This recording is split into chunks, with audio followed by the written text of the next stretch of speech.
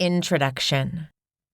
If you have ever felt overwhelmed by your emotions, like a tidal wave of sadness, anger, anxiety, or loneliness, then you are not alone. For many people, emotions can seem unpredictable and unmanageable, pulling them in directions they do not want to go. Maybe you have snapped at someone you care about and regretted it immediately. Maybe you have struggled with impulsive decisions or felt trapped in a cycle of stress, shame, or fear that you cannot seem to break. You may have tried countless self-help strategies, only to feel more frustrated when they do not stick. If any of this sounds familiar, then the skills and insights you will find in this book could be the turning point you need.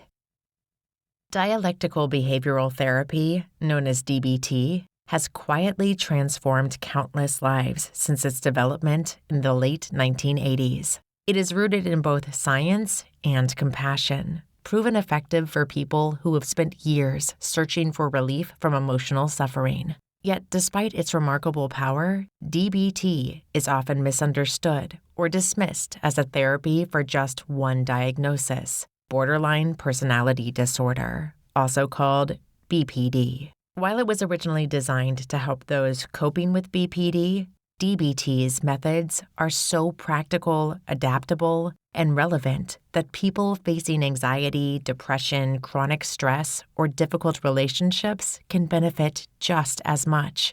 In fact, the core skills you learn here were created to help anyone who wants to build a better relationship with their emotions. Understanding why DBT is uniquely effective begins with the story behind its creation. Dr. Marcia Linehan, a psychologist and researcher, developed DBT after discovering that many traditional therapies fell short for clients struggling with intense or chaotic emotions. These individuals often found typical therapeutic approaches invalidating because they did not address the real experience of emotional pain, the desperate need to be heard, understood, and accepted even when suffering deeply. At the same time, these approaches sometimes failed to offer actionable solutions for change. Linehan's crucial insight was this: meaningful change happens only when acceptance and transformation occur together. This is the dialectic at the heart of DBT, a back-and-forth process between radical acceptance of what is and a relentless commitment to move towards something better. DBT does not ask you to choose between accepting yourself and working hard to improve. Instead, it teaches you how to do both at once, creating a powerful foundation for emotional growth. Through years of research and practice, DBT has evolved into a structured, supportive system of skills that empower people to manage overwhelming feelings, make wiser choices, and build stronger connections. While DBT is often associated with treating borderline personality disorder, you do not need a diagnosis or even a mental health professional to benefit from its wisdom. DBT skills are for anyone caught in the grip of moods or behaviors that seem impossible to control. Perhaps you struggle with mood swings that come out of nowhere. Maybe chronic anxiety keeps you on edge, or shame makes it difficult to move past mistakes. You might notice patterns in your relationships, such as conflicts that never resolve, feelings of isolation, trouble stating your needs, or difficulties setting healthy boundaries, even if you simply feel stuck, unable to cope with everyday stress or negativity. The techniques in this book can open new doors for you. DBT offers a toolkit for emotional mastery built around practical, evidence-based exercises designed for real life, not just therapy. If you are reading this, you may wish for more peaceful days, a sense of balance amid chaos, or greater confidence in managing life's challenges. You might want to cultivate resilience against setbacks, or find hope that things really can get better, even if therapy seems out of reach.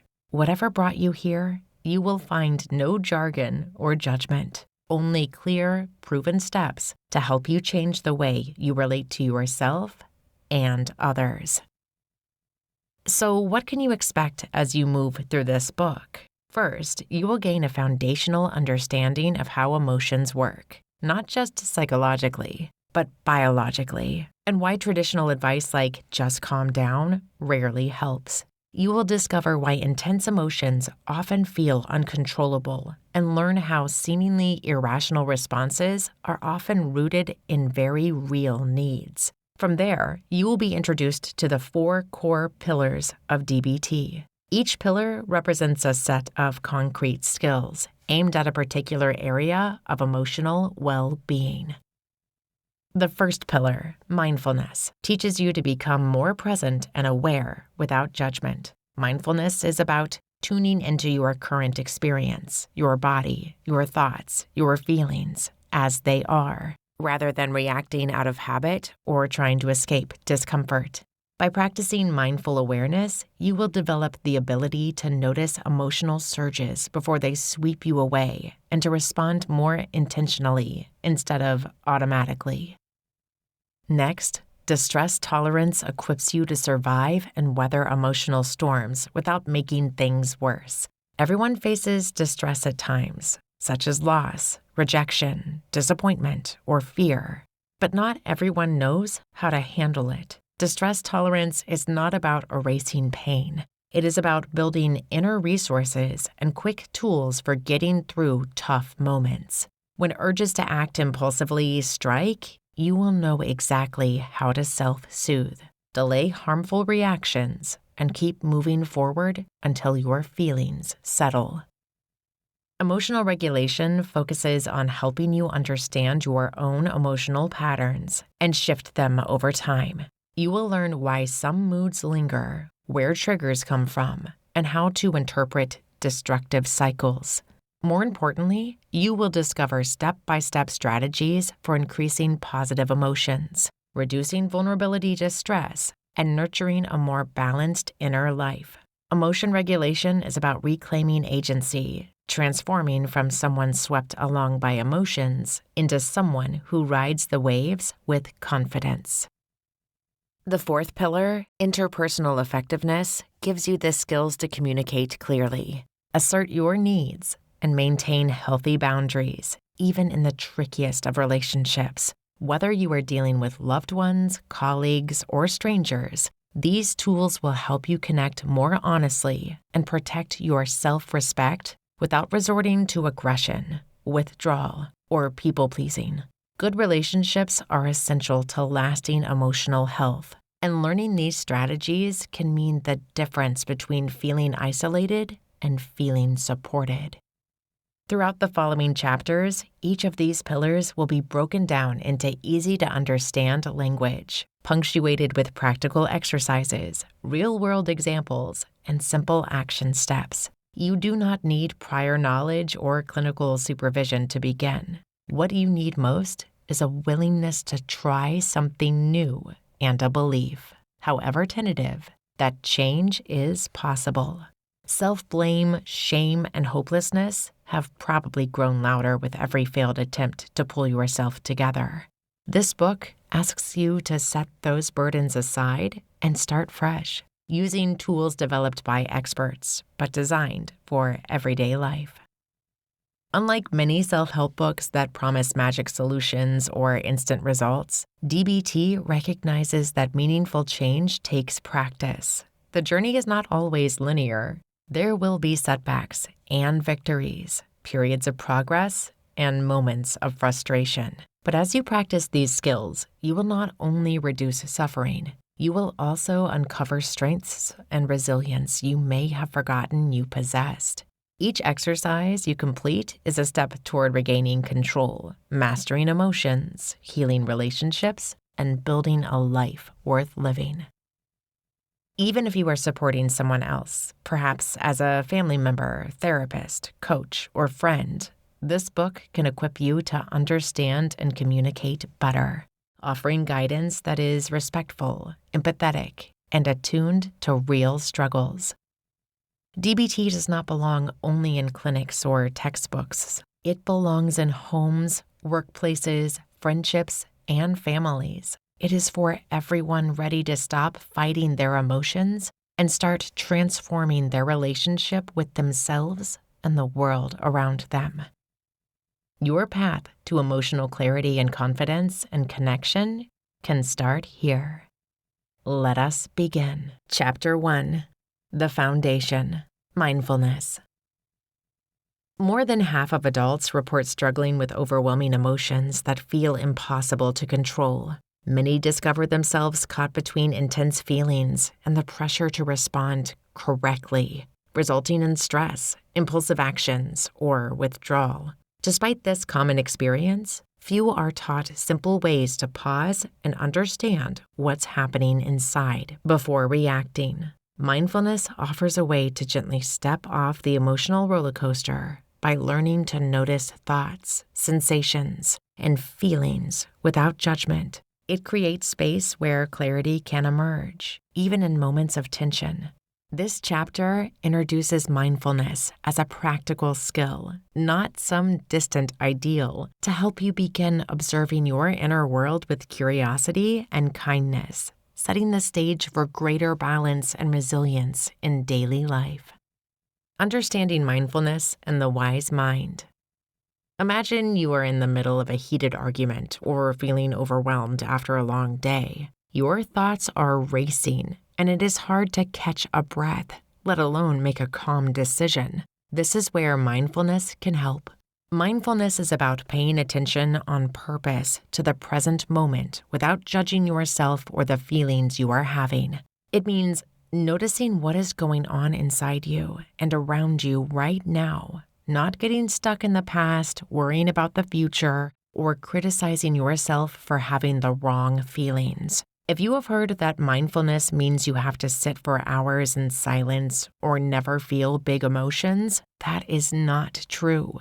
Mindfulness can happen while washing dishes, taking a walk, or even during a tough conversation. It is not about pushing feelings away or pretending to be calm when you are not. It is about staying present and curious with whatever is happening without getting swept away. A common myth is that mindfulness requires you to empty your mind or make your emotions disappear. Actually, it is about becoming more aware of your thoughts and feelings as they come and go, like watching leaves float by on a stream. You might notice your mind wandering or getting frustrated, and that is okay. Mindfulness is simply returning your focus to the here and now as many times as needed. Even a few mindful breaths when you are waiting in line or a few seconds of truly listening to someone can be powerful moments of mindfulness in everyday life. Imagine you are texting someone and suddenly get a message you did not expect. You feel your heart rate speed up and a rush of anger or fear. Instead of firing off a reply or suppressing your feelings, mindfulness means pausing, noticing those reactions and acknowledging them without judgment. This pause can help you respond in a way you will not regret later. Mindfulness is a foundation for understanding your mind, especially when emotions feel uncomfortable. Dialectical Behavioral Therapy, or DBT, introduces another concept called wise mind to help you make sense of your thoughts, feelings, and reactions. Wise mind is not a mysterious power. It is the part of you where emotion and reason work together. The 3 states of mind. Everyone has 3 main ways of thinking. Emotional mind is when your feelings are running the show. Choices are driven by emotions such as anger, sadness, or excitement without much input from logic. You might notice racing thoughts, saying things you do not mean, or having a hard time seeing different options. For example, after a tense email at work, you might feel hurt and instantly want to quit or send a sharp reply before thinking it through. Rational mind is all about facts, logic, and practicality. Here, you might push emotions aside and focus only on what seems logical. Decisions come from pros and cons lists or common sense, but feelings get dismissed or ignored. In a relationship discussion, rational minds might sound cold, calculating what is right instead of how you or the other person feels. Wise mind is where emotional mind and rational mind overlap. It is the quiet, centered part of you that knows what matters most, balancing feelings with facts. Wise mind recognizes and uses both emotion and reason to guide actions. You might feel at peace or grounded, even if things are tough, and can take that thoughtful action rather than reacting on impulse. Spotting your mental state. When feelings are intense, ask yourself, what am I feeling in my body? Tension, heat, quick heartbeat? Are my thoughts racing, or do I feel flooded with emotion? Emotional mind. Am I ignoring how I feel and only thinking about what makes sense? Rational mind. Am I calm, accepting my feelings, and thinking clearly about what is needed? Wise mind. Take a moment to think about a recent stressful situation. What mind did you notice most? What were the cues? Were you stuck in emotion, trying to shut emotions down, or feeling a mix of both? Everyday examples. At work, during a conflict, emotional mind might make you want to shout or quit. Rational mind might tell you to accept unfairness to keep your job. Wise mind would help you use your feelings as information, perhaps by setting a boundary or expressing your needs in a clear and respectful way. In relationships, emotional mind might drive you to text repeatedly when you are worried. Rational mind might avoid talking about personal feelings out of fear of drama. Wise mind would let you share your worries while also listening and considering the other person's side. Mindfulness and wise mind are not about being perfect. They give you more choices and a way to find calm in chaos. Notice today which mind is leading you, and gently ask yourself, what does wise mind say here? Practical mindfulness exercise for daily life. Observing sensations, anchoring awareness in the body. Noticing physical sensations is a straightforward way to start a mindfulness practice. This exercise introduces you to the observing skill, helping create distance from racing thoughts and shifting your attention to what's happening in your body right now. Purpose of the exercise. Focusing on physical sensations increases your connection to the present and helps create space from overwhelming emotions or worries. Over time, it strengthens your ability to access both logic and emotion without feeling pulled in one direction. Step-by-step instructions. Set aside 5 minutes, choosing a time you usually have a moment to yourself, like after waking up or before a meal. Find a comfortable position where both feet are flat on the floor, hands resting gently in your lap. If sitting isn't possible, standing or lying down works too. What matters is feeling steady. Feel the air entering your nose, its temperature as it moves to your lungs, and your chest or belly rising and falling. Spend 3 full breaths, attending to whatever you feel. Gradually widen your focus. Seek warmth, coolness, itching, pressure, or movement anywhere in your body. Is there tension in your jaw, tingling in your fingers, or clothing brushing your skin? Explore these actual physical details without deciding if they are good or bad. If a thought comes up, acknowledge it as a thought and gently return attention to your body. Common challenges and solutions. Distractions are normal. If your mind drifts to chores or worries, remind yourself that it's one part of the experiment, and then check in with your breath or the feeling of your shoes against the floor. Many people notice boredom or restlessness during these first few tries. Consider these as sensations too, and see what it's actually like in your body. Progress indicators.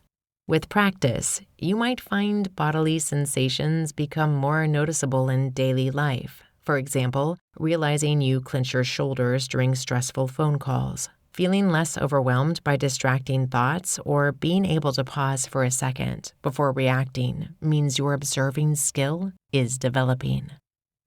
Real-world application example.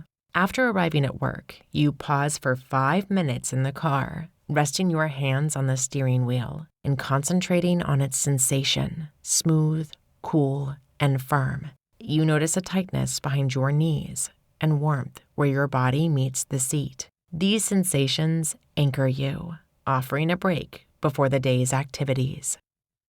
Describing experience, naming without judgment. Building on observation, describe what you detect in simple, factual language. This clarifies experience and creates a gap between the feeling and the urge to judge or act. The describing skill supports clear thinking, especially when emotions run high. Purpose of the exercise. Putting experience into neutral words helps you avoid labeling sensations or reactions as bad, weird, or wrong, giving both rational and emotional sides a seat at the table. Step-by-step instructions. Pick a familiar 10-minute part of your morning, such as making coffee or brushing your teeth. Stand or sit comfortably with your feet stable. Before beginning, inhale slowly for a count of 4 and exhale for 6, setting a pace for calm awareness.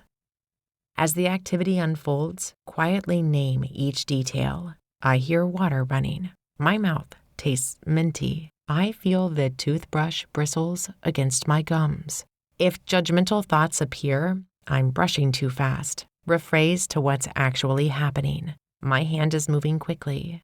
Whenever possible, stick to sensations, actions, or direct observations, not interpretations. Use phrases like, I notice, or I observe, if it helps keep things neutral. Common challenges and solutions. You may slip into good or bad, especially if you're frustrated. Everyone does. Reset to the facts. My muscles are tense, rather than, I'm failing at this. If you get stuck, focus back on the next physical detail to describe. Progress indicators. With repetition, you'll likely start catching yourself before judging or reacting automatically. You might notice describing thoughts in real time, turning "this is annoying" into "my breath is shallow, my chest feels tight." Real-world application example. While folding laundry, you quietly say to yourself, "This towel is warm, soft fabric, blue color, smooth motion of my hands." Instead of, "I hate chores." This steadies your mind and can even make simple tasks more tolerable. Participating in the now, full engagement without self-consciousness. When observing and describing feels more natural, participate fully in a task. This means joining in with your whole attention without worrying about doing it right or analyzing each step. Purpose of the example. Participation weaves together observations and descriptions, fostering a sense of flow. It lets you practice responding with your wise mind, where both logic and emotion guide action. Step-by-step instructions. Choose a 10 to 15-minute activity, perhaps speaking with a friend, preparing a meal, or organizing your desk. Sit, stand, or move in a way that's attentive and relaxed. Before starting, take 3 steady breaths. Each inhale through the nose, each exhale gently through the mouth. Let attention rest on the sounds, textures, and movements involved. Notice what's happening. Describe sensations and thoughts as needed, then return to the task itself. Welcome curiosity about each motion or feeling. Fingers typing, laughter shared, knife slicing through a carrot. Allow shifts in attention and refocus when you realize you've drifted. Common challenges and solutions. Worrying about performance or being good at the exercise is common. Experiment with treating each moment as interesting rather than successful. If you slip into distraction, acknowledge it and rejoin the activity. Progress indicators. You might lose track of time when fully engaged or feel a sense of satisfaction in participation, even with small tasks. Noticing less resistance or self-criticism is another sign of progress. Real-world application example. On the commute, instead of scrolling your phone, you listen carefully to the sounds on the bus. Notice the feeling of the seat and fully engage in reading a book or looking out the window. As those skills grow, you'll find it easier to notice emotional triggers and choose how to respond. For now, Treat mindful observing, describing, and participating as small daily experiments, knowing every effort builds a foundation for wiser action. Applying mindfulness for emotional regulation. Strong emotions can often feel like a storm, sweeping you away before you have a chance to decide how to respond. Mindfulness gives you space. By layering the foundational skills of observing your inner world, describing what's happening without judgment, and fully participating in the present, each mindful moment builds a buffer between you and the instinctive reactions. The first core technique, the stop method, acts as the anchor where you feel triggered. STOP stands for stop, take a step back, observe, and proceed mindfully. When strong emotions flare, you pause. Physically, this means noticing your heartbeat, tension in your jaw, or the urge to clench your fists. Mentally, it's catching racing thoughts or the impulse to snap at someone. Emotionally, you sense a wave of anger, fear, and shame rising inside. Stopping interrupts old patterns. Stepping back helps you recognize you're in the middle of a reaction, not at its mercy. Observing means bringing in those earlier skills. Watch your sensations, name thoughts, and allow feelings to be present without judging them. Only then do you proceed mindfully, guided by your wise mind, the calm, balanced state where knowledge and emotion cooperate. Guidance for stop implementation. 1. Stop. Freeze your actions, even for just a second. 2. Take a step back. Breathe deeply. Feel your body anchoring to the ground. 3. Observe. Notice sensations, a tight chest, thoughts, I'm about to yell, and feelings, frustrated, hurt. 4. Proceed mindfully. Choose your response with intention, not on autopilot. In a workplace conflict, for example, your supervisor criticizes your report. Heat flashes in your cheeks, and your stomach tightens. You want to defend yourself. Instead, you stop. Physically plant your feet. Take a slow breath to step back. Observe. My mind is racing with comebacks. I feel frustrated and embarrassed. This awareness allows you to respond clearly rather than react out of hurt. Challenges with stop often involve forgetting to pause or feeling too overwhelmed. Practice with smaller irritations, like a traffic jam or a curt email, gradually building your skill. Notice progress when you respond mindfully more often. Emotional episodes feel slightly briefer, or the urge to react softens. The please skill adds a foundation beneath emotional regulation by tending to your body's needs.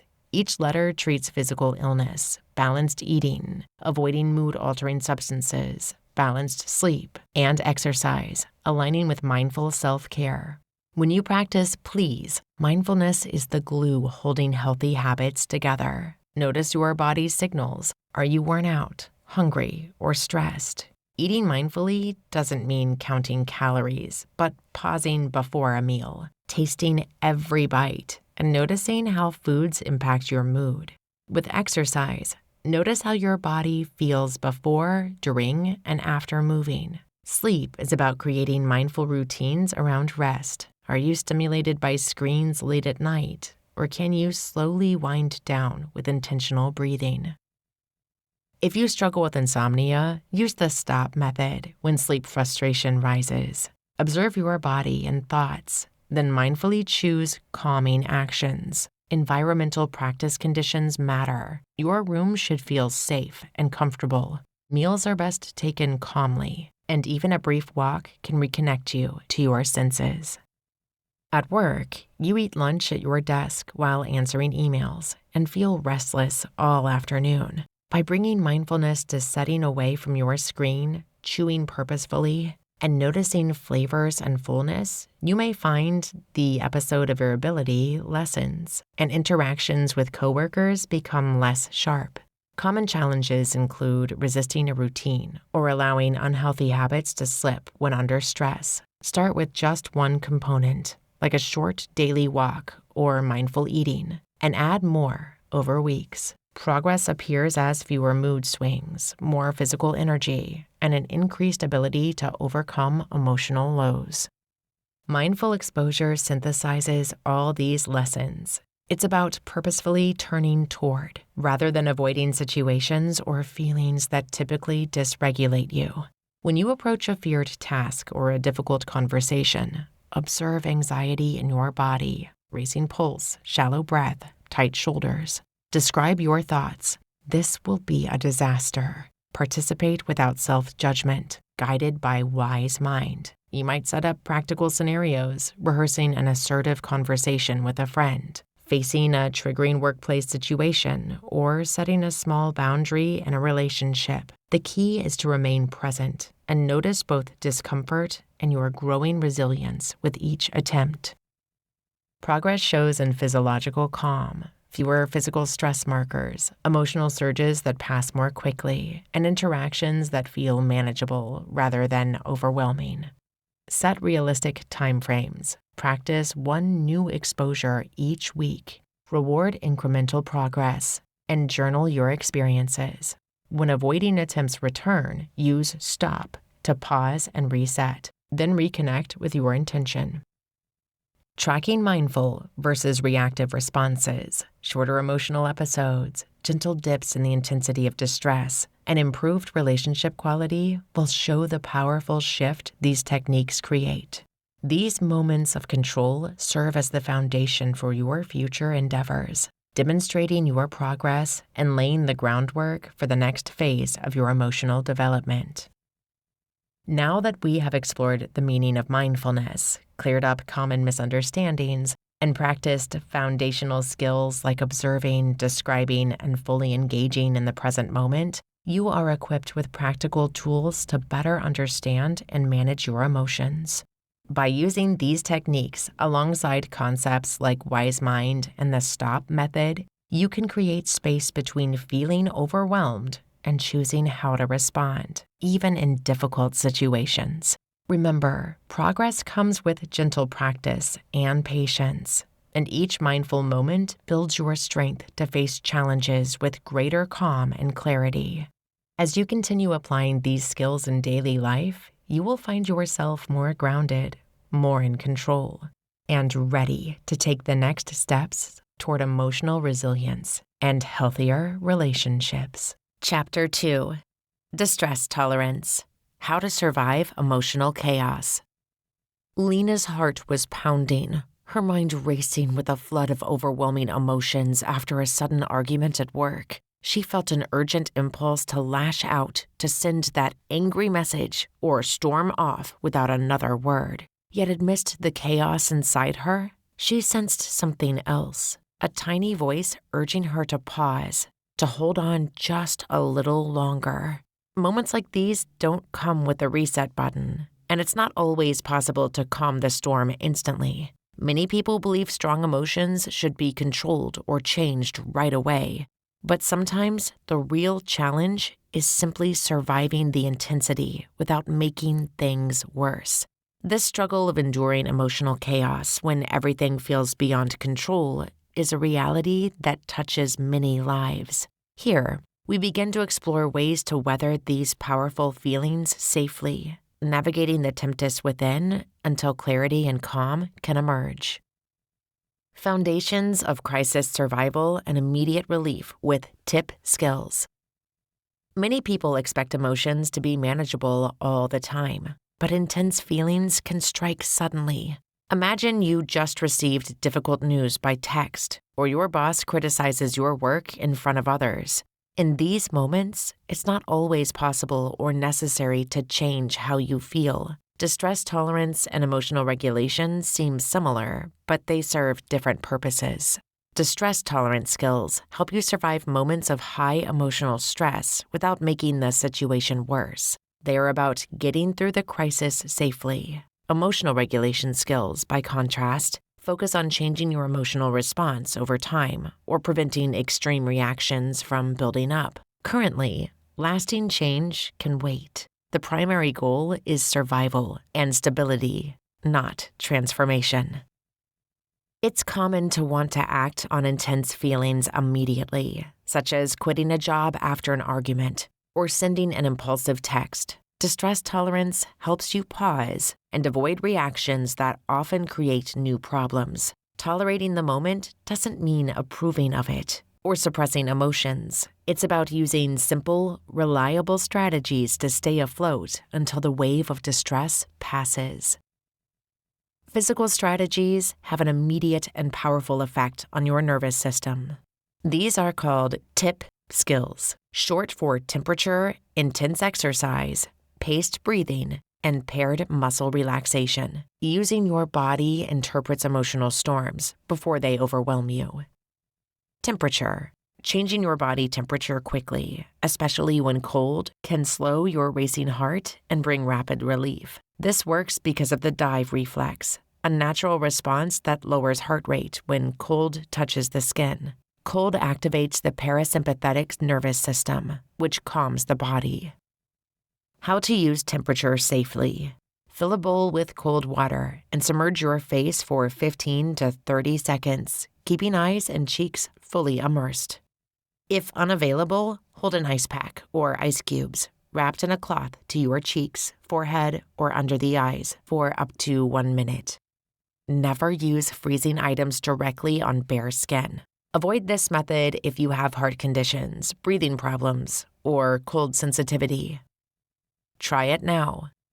Use after receiving troubling news, feeling panic, or during heated arguments. Grab something cold and apply for 20 to 30 seconds. If you can't access cold water, splash your face or run cold water on your wrists. You might worry it won't work or that you'll look odd. Remind yourself this is an emergency measure. Your safety comes first. Signs it's working. Breathing slows, heart rate drops, and thinking clears. Intense exercise. Short, strong bursts of movement help use up stress hormones, like adrenaline. This can reset your stress response. Almost any physical movement can be adapted. How to use intense exercise. Do jumping jacks, run in place, climb stairs, or do push-ups for 1 to 2 minutes. For limited mobility, try arm circles, squeezing a ball, or chair marching. Stay hydrated, pace yourself, and stop if dizzy or in pain. Try it now. Use if overwhelmed with anger, the urge to act out, or anxiety. Move quickly and strongly for up to 2 minutes. Repeat if needed.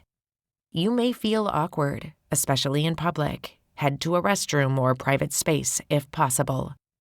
Signs it's working. Body feels looser, mind less cluttered. Urge to lash out lowers.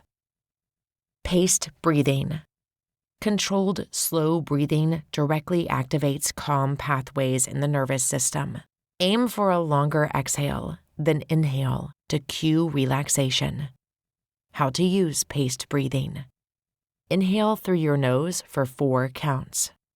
Exhale gently through your mouth for 6 counts. Repeat for 1 to 2 minutes. Sit or lie down if possible. Stand if movement is safest. Try it now. Use during panic, before public speaking, arguments, or intrusive thoughts. Breathe in for 4, out for 6. Stick with it for at least a minute. If you get dizzy or anxious, slow down and breathe more gently. Signs it's working. Muscles relax, thoughts slow, and emotional wave fades. Paired muscle relaxation. This skill alternates tensing and relaxing muscle groups to release stress and refocus your mind. How to use paired muscle relaxation. Tighten a muscle group, like fists, for 5 seconds as you inhale. Release and relax as you exhale. Move through fists, shoulders, face, legs, or wherever tension sits. Don't over-tighten if you have injuries. Try it now. Use when feeling tense, restless, or stuck in negative thoughts. Move through 2 to 4 muscle groups. Repeat as needed. You might forget steps. Concentrate on any instances of tensing and releasing that you can recall. Signs it's working. Tension drops. The body feels lighter, and focus returns. These skills are only the first step in managing emotional storms. For maximum relief, combine tip with distraction and self-soothing techniques. Accepts skills, which will come next. Practicing now makes it easier to use each strategy automatically during real crisis moments. Practical strategies: distract, soothe, and improve the moment. When your body feels overwhelmed and tip skills have helped you calm the storm a bit, the next step is to expand your toolkit with the accepts framework. These skills teach you how to shift your focus and work with your reality, not against it. This pragmatic approach uses actionable techniques to redirect your mind and soothe your body, nudging you toward a sense of stability. Below, you'll find a breakdown of each accepts skill and instructions for putting them to use. Activities. Engaging in any healthy, distracting activity can give your mind and body a break from distress. This doesn't mean running away from your feelings forever. It's about giving yourself a pause to regain composure. How to implement. 1. Notice your urge to act impulsively or ruminate. 2.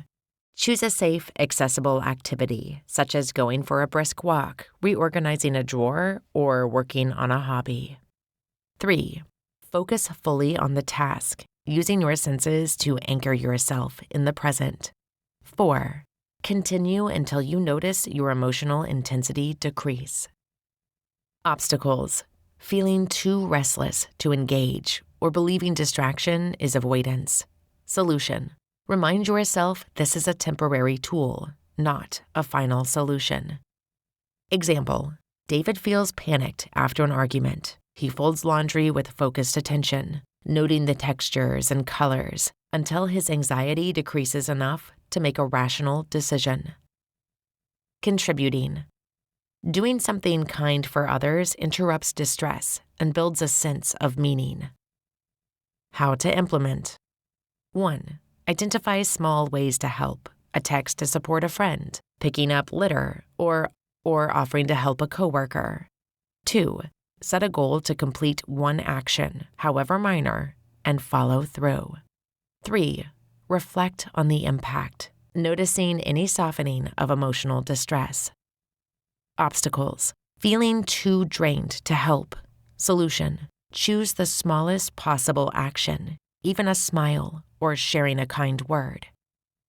Example.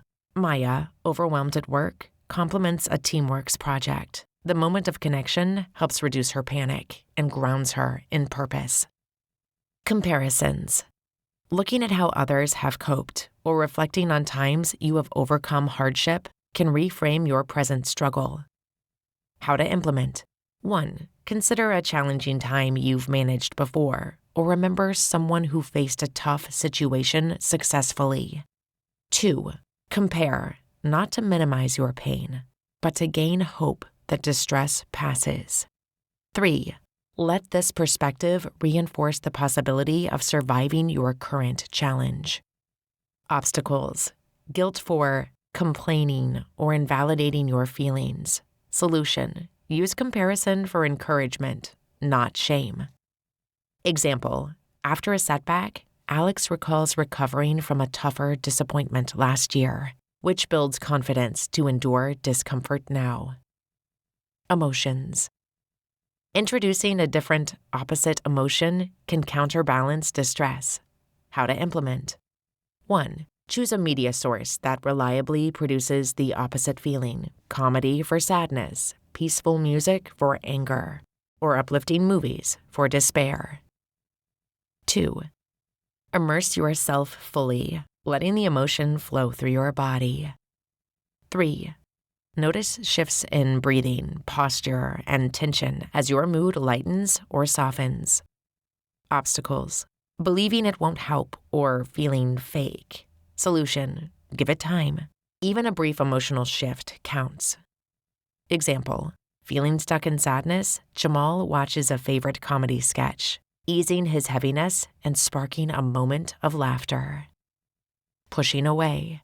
Creating a mental boundary keeps overwhelming thoughts at bay until you are ready to face them. How to implement. 1. Visualize placing the problem in an imaginary box, vault, or on a cloud drifting away. 2. Say to yourself, I'll deal with this later. 3. If the thought returns, gently redirect your mind back to now. Obstacles. Worry that pushing away equals suppression. Solution. Recall this is a short-term strategy to prevent crisis behaviors. Example. During a family crisis, Sam imagines placing worries on a mental shelf, allowing him to focus on immediate tasks without being consumed. Thoughts. Flooding your mind with neutral or positive thoughts pushes distressing ones into the background. How to implement. 1. Repeat counting. Recite a favorite poem, list sport teams, or memorize lyrics. 2. Engage mentally, redirecting from distress each time your mind wanders. 3. Maintain steady breathing and note changes in body tension. Obstacles. Intrusive thoughts breaking through. Solution. Persist gently. Accepting your mind will wander. Example. In a tense meeting, Priya silently recites multiplication tables to blunt her spiraling worry. Sensations. Strong physical sensations can interrupt emotional pain. How to implement. 1. Try holding an ice cube, snapping a rubber band on your wrist, or smelling strong scents like peppermint. 2. Focus completely on the sensation, tracking heat, cold, or tingling through your body. 3. Stay present until emotion shifts. Obstacles. Worry that sensation isn't enough. Solution. Pair with deep breathing and try multiple methods. Example. Terrence feels rage surge through him at home. He splashes cold water on his face, noticing his heart rate and breathing slow. The pros and cons tool.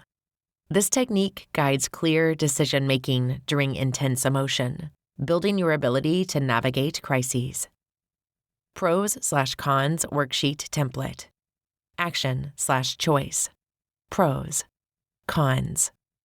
Step by step. 1. Write down the action you are considering. For example, sending an angry email. 2.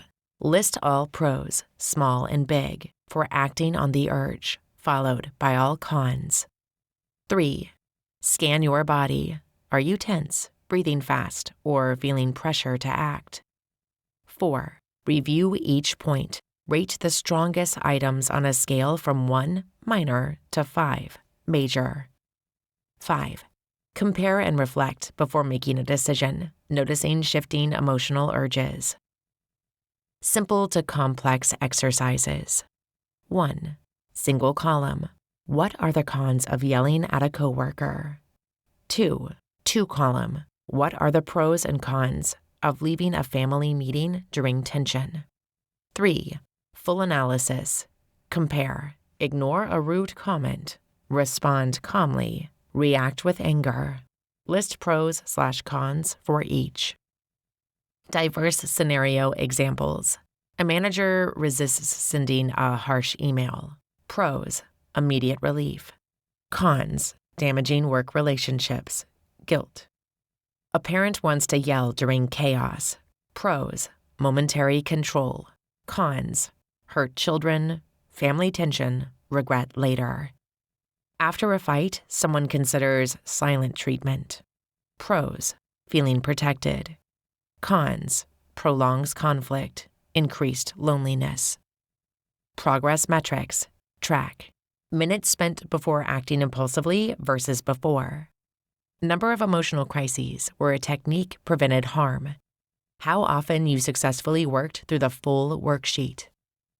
Comparing distraction techniques, accepts, to sitting with emotions. You may notice that both bring value. Distraction gives your mind and body a pause, allowing you to face reality without getting swept away. Over time, practicing these skills readies you to meet your emotions directly, leaning towards acceptance rather than avoidance. Radical acceptance, the key to reducing suffering.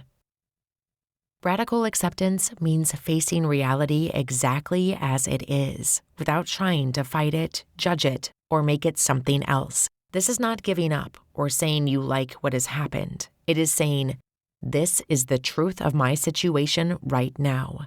Imagine being told you have a chronic illness. The pain and fear comes first, and that is natural. But when the mind insists, this should not be happening to me, new layers of suffering appear, such as anger, frustration, and isolation, that pile on top of the original pain. Accepting the diagnosis does not take away the medical problem, but it lifts some of the emotional torment that comes from struggling against the facts. Radical acceptance is an active, powerful stance. It says, I choose to see what is real, even when it is hard. Contrast this with resignation, which feels like sinking into hopelessness or helplessness. Resignation sounds like, there is nothing I can do, so why bother? Radical acceptance, instead, opens the possibility to care for yourself, making wise decisions and use skills like tip or accepts effectively. When your mind stops shouting no at reality, there is more energy to respond skillfully to what is in front of you. Before and after, everyday acceptance.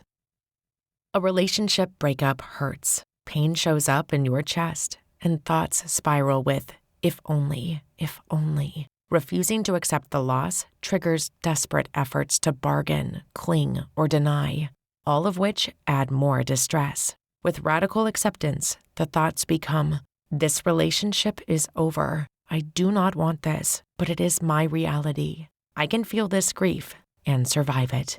While the pain is still present, the struggling has softened, and now there is space to grieve and heal.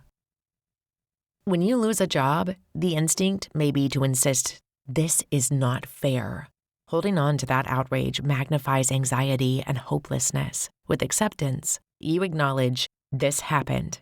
It is not what I wanted, but I am here. I can focus on my next step, even with these difficult feelings. Even when ongoing physical pain, the mind fights, I cannot live like this. This protest increases tension, frustration, and more pain. Acceptance means feeling the discomfort, not denying it, but letting go of the shoulds. This result is less overall suffering, even though the pain is still there. Common roadblocks and moving past them. The most common obstacle is confusion. People believe accepting reality means approval or liking it. Another is fear, worrying that if you accept what is happening, you will give up or that nothing will ever change. Others face shame or anger toward themselves and fear they cannot forgive. Each of these responses is normal. Remind yourself that acceptance does not erase your power. In fact, it is what frees you to make choices. Exercise 1. Reality recognition. Notice where you are fighting reality. Make a list of situations causing distress. Ask, what am I insisting should be different? Name your pain. Identify the original pain, such as loss, fear, or sadness, versus secondary suffering, such as anger, shame, or self-blame. Examine the costs. For each situation, consider, what am I spending emotionally by not accepting this? Approach different emotions gently. Pause, breathe, and allow yourself to name what you feel. You might place a hand on your chest and say, this is hard, but I am safe right now. Challenges. Overwhelm is common. If emotions surge, use tip skills, such as cold water or paced breathing, to calm your body, then continue. Progress looks like less inner struggle, even if pain remains. Expect setbacks. Practice kindness toward yourself. Exercise 2. Acceptance practice. Try these self-talk phrases. This is happening. I can handle this even though it is hard. This is the way things are, for now. Body softening. Sit quietly, breathe, and notice any tense places. Consciously relax your muscles. Let yourself sit with discomfort, imagining your breath softening whatever feels tight. Mindfulness support. Notice thoughts of resistance, label them as fighting reality, and return to the present moment. Use accepts distractions if feeling becomes too much, giving yourself short breaks before returning. Daily practice. Begin with small irritations, such as traffic or waiting in line, and state, "This is the situation." Over time, work your way up to bigger challenges. Challenges. It is normal to feel like you are failing, so keep practicing. Use progress markers, like feeling even a slight decrease in emotional tension. Like quicksand, fighting reality makes you sink deeper, while softening and accepting can help you float and find freedom. Each act of acceptance creates space to use your crisis skills, reduces unnecessary suffering, and nurtures strength to weather chaos. Radical acceptance is not just the end of resistance, it is the beginning of real change. Now that you have learned these essential skills and strategies for managing emotional crises, you are better equipped to face distress without making things worse or acting on impulse. By practicing techniques like TIP and accepts alongside embracing radical acceptance, you create space to pause, soften your body and mind, and respond thoughtfully to difficult moments. These tools offer immediate relief and build resilience over time, helping you regain control and reduce suffering, even when emotions run high. Keep practicing gently and patiently. Each step forward strengthens your ability to navigate life's storms with greater calm and confidence. Chapter 3. Emotional Regulation. Mastering the Mood Storm. Have you ever felt overwhelmed by a sudden rush of anger or sadness that seems to come out of nowhere? Maybe you have experienced moments where fear grips you tightly, making it hard to think clearly or act in the way you want. Or perhaps joy feels fleeting, slipping away before you can fully enjoy it. These intense emotions can feel like unpredictable storms that disrupt your day and leave you exhausted. Many people struggle with managing these powerful feelings. They might find themselves reacting in ways they later regret, or feeling trapped in cycles where one emotion quickly turns into another. Recognizing and understanding these emotional waves can be confusing and frustrating, especially when they seem to control your actions more than you would like. This chapter helps you to explore what happens beneath these emotional storms and begin to see the patterns that shape your experience, even when it feels overwhelming in the moment. Understanding emotions and building a life worth living. Primary emotions are the basic feelings you experience in reaction to a situation. Anger, sadness, joy, and fear are among the most universal, hardwired into everyone from birth. If you think of emotions as weather, primary emotions are the storm clouds, sunshine, or sudden wind that appears when a need is met or threatened. They show up quickly, often before you have time to think. For example, anger might flash up when someone cuts in front of you after you have been waiting in line for coffee. Sadness might hit when you see a friend cancel plans for the third time. Joy bubbles up after receiving a compliment or finishing a daunting task. Fear arrives when your phone rings unexpectedly from an unknown number. These emotions were shaped by evolution to help keep you safe, motivated, and connected to other people. Emotions as signals, motivators, and messengers.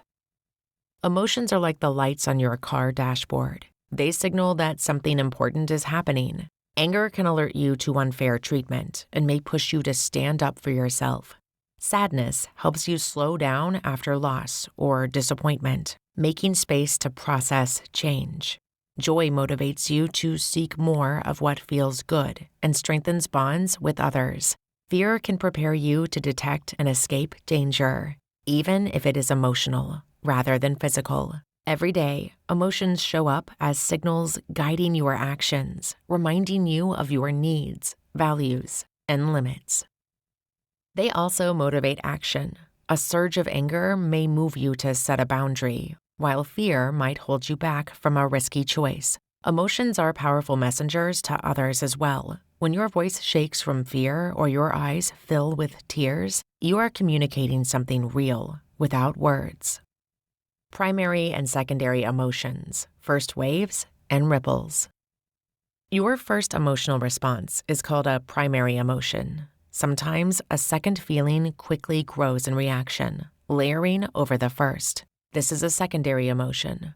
Imagine someone makes a joke about you in front of others, and you feel hurt, which is the primary emotion. Moments later, that hurt turns into anger, the secondary emotion, and you might snap back or go silent, or consider feeling anxious at work when you make a mistake. After the initial anxiety, which is the primary emotion, shame creeps in as the secondary one, leaving you self-critical or withdrawn.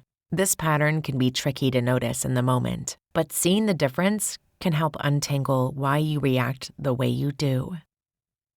How emotions play out in everyday life. Patterns often develop in the way you experience these feelings. For people who have intense emotions or emotional dysregulation, meaning that emotional responses come on very strong, are hard to control, or last longer than they should, everyday situations might feel like riding one emotional storm after another.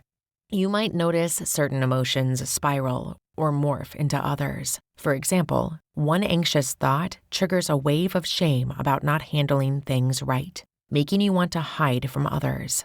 Anger may pop up, but beneath it is a sense of hurt from being misunderstood.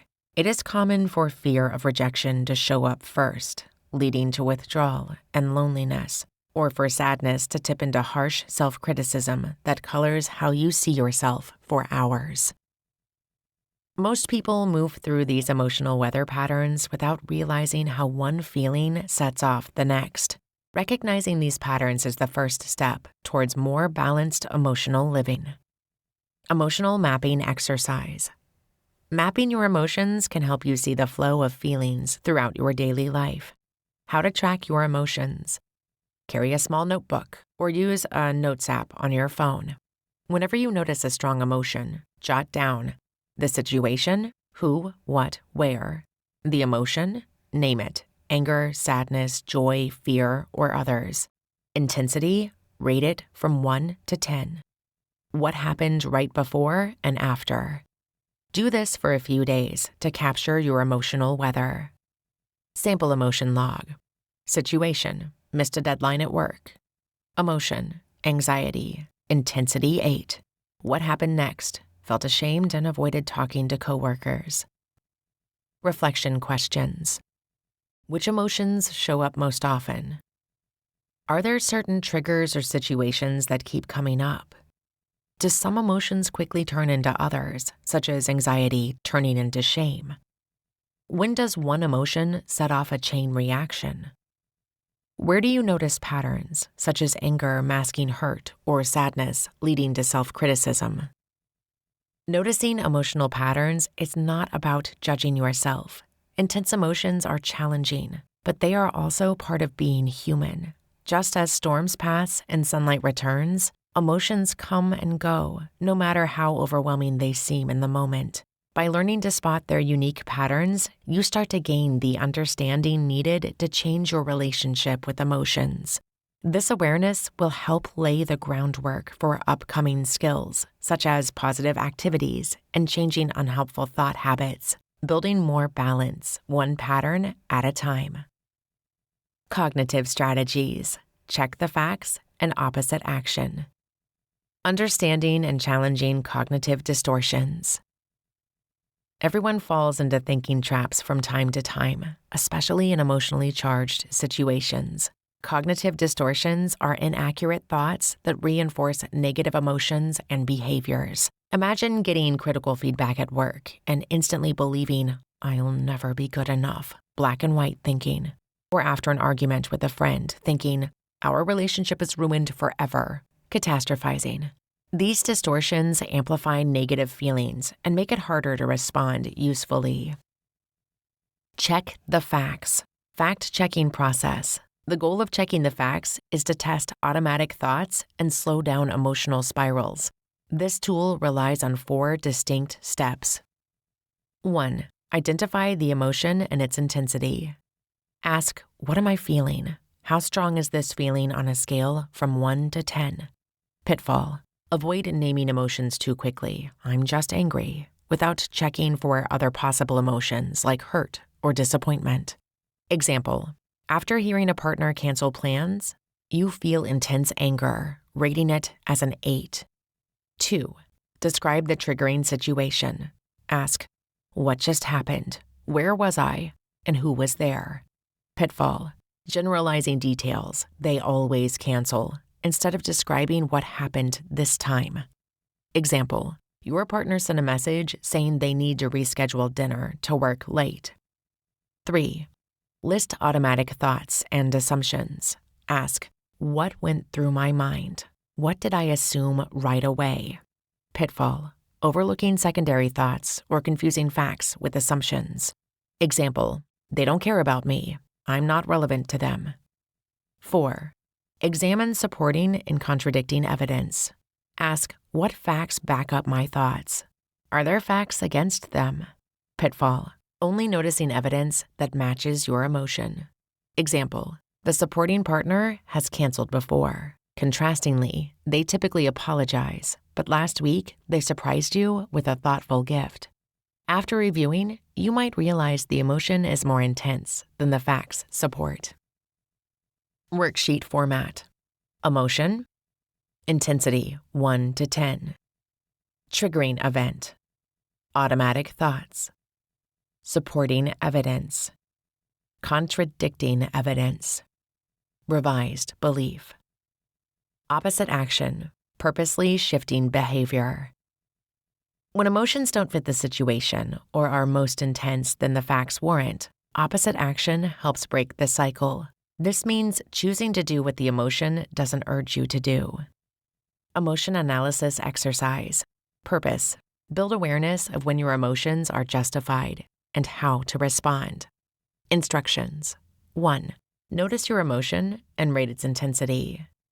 2. Ask if the emotion fits the situation or if it's based on old patterns or distortions. 3. Consider if acting on the emotion serves your long-term well-being. Challenges and solutions. Challenge. Rushing to act before thinking. Solution. Pause and use your emotion words, just like in previous awareness exercises. Success indicators. Pausing before responding. Accurately naming emotion. Example. Situation. A coworker disagrees with your idea in a meeting. Emotional response. Shame. Rated 6. Fact-checking suggests disagreement doesn't equal rejection. Emotion level drops to a manageable 3. Opposite action implementation exercise. Purpose. Practice doing the opposite of your emotional urges when it helps. Instructions. 1. List the urge emotion creates. 2. Identify a behavior that does the opposite. 3. Take concrete physical steps. Hold your posture, use your voice, and make eye contact. 4. Repeat the action longer than feels comfortable, 5 to 10 minutes if safe. Challenges and solutions. Challenge. Discomfort or feeling fake. Solution. Remind yourself that action changes emotions even when it's awkward. Success indicators. Completing opposite action. Noticing emotion reduces a point or 2 in intensity. Example of opposite action. Anger. Relationships. The urge to yell or withdraw. Opposite action is softening your voice, listening, and staying present. Anxiety. Work. The urge to avoid a task. The opposite action is starting with a small part of the assignment. Shame. Past actions. The urge to isolate. The opposite action is reaching out and sharing honestly about your feelings. Fear of abandonment. The urge to cling or demand. The opposite action is giving space and showing trust through understanding statements. Each action has a physical element, posture, movement, or changing environment. Try at least one per day, reviewing how the action affected your emotion. Practical safety. timing, and boundaries. Never use the opposite action if it could be unsafe or disrespect personal limits. Some situations truly warrant fear or anger. Review fact-checking before acting and consider if your body is rested and nourished. Connecting with upcoming ABC, please skills. Physical wellness boosts your ability to use these strategies. Recognize progress by noticing when you resist an urge, even briefly. Each attempt strengthens emotional flexibility and prepares you for more advanced skills. Reducing emotional vulnerability with ABC, please skills. Managing emotions is about more than just what happens in your mind. The body and mind are deeply connected, and daily habits shape how vulnerable you are to emotional storms. The ABC Please skills from DBT show how small behavior changes serve as the foundation for emotional resilience. The acronym stands for Accumulating Positive Experiences, Building Mastery, Coping Ahead. Physical illness treatment, balanced eating, avoiding mood-altering substances, sleep, and exercise. Each piece plays a role in creating stability. Accumulating positive experiences. Frequently adding small, enjoyable moments to your day can build up your emotional strength over time. Simple activities like listening to music, spending time with a pet, watching a funny video, or chatting with a friend count. Implementation steps. Make a list of activities you find pleasant and can realistically fit into your life. Schedule one small, enjoyable activity each day, even if just for a few minutes. Common obstacles include feeling too busy or guilty for enjoying yourself. Remind yourself that joyful moments fuel your emotional energy.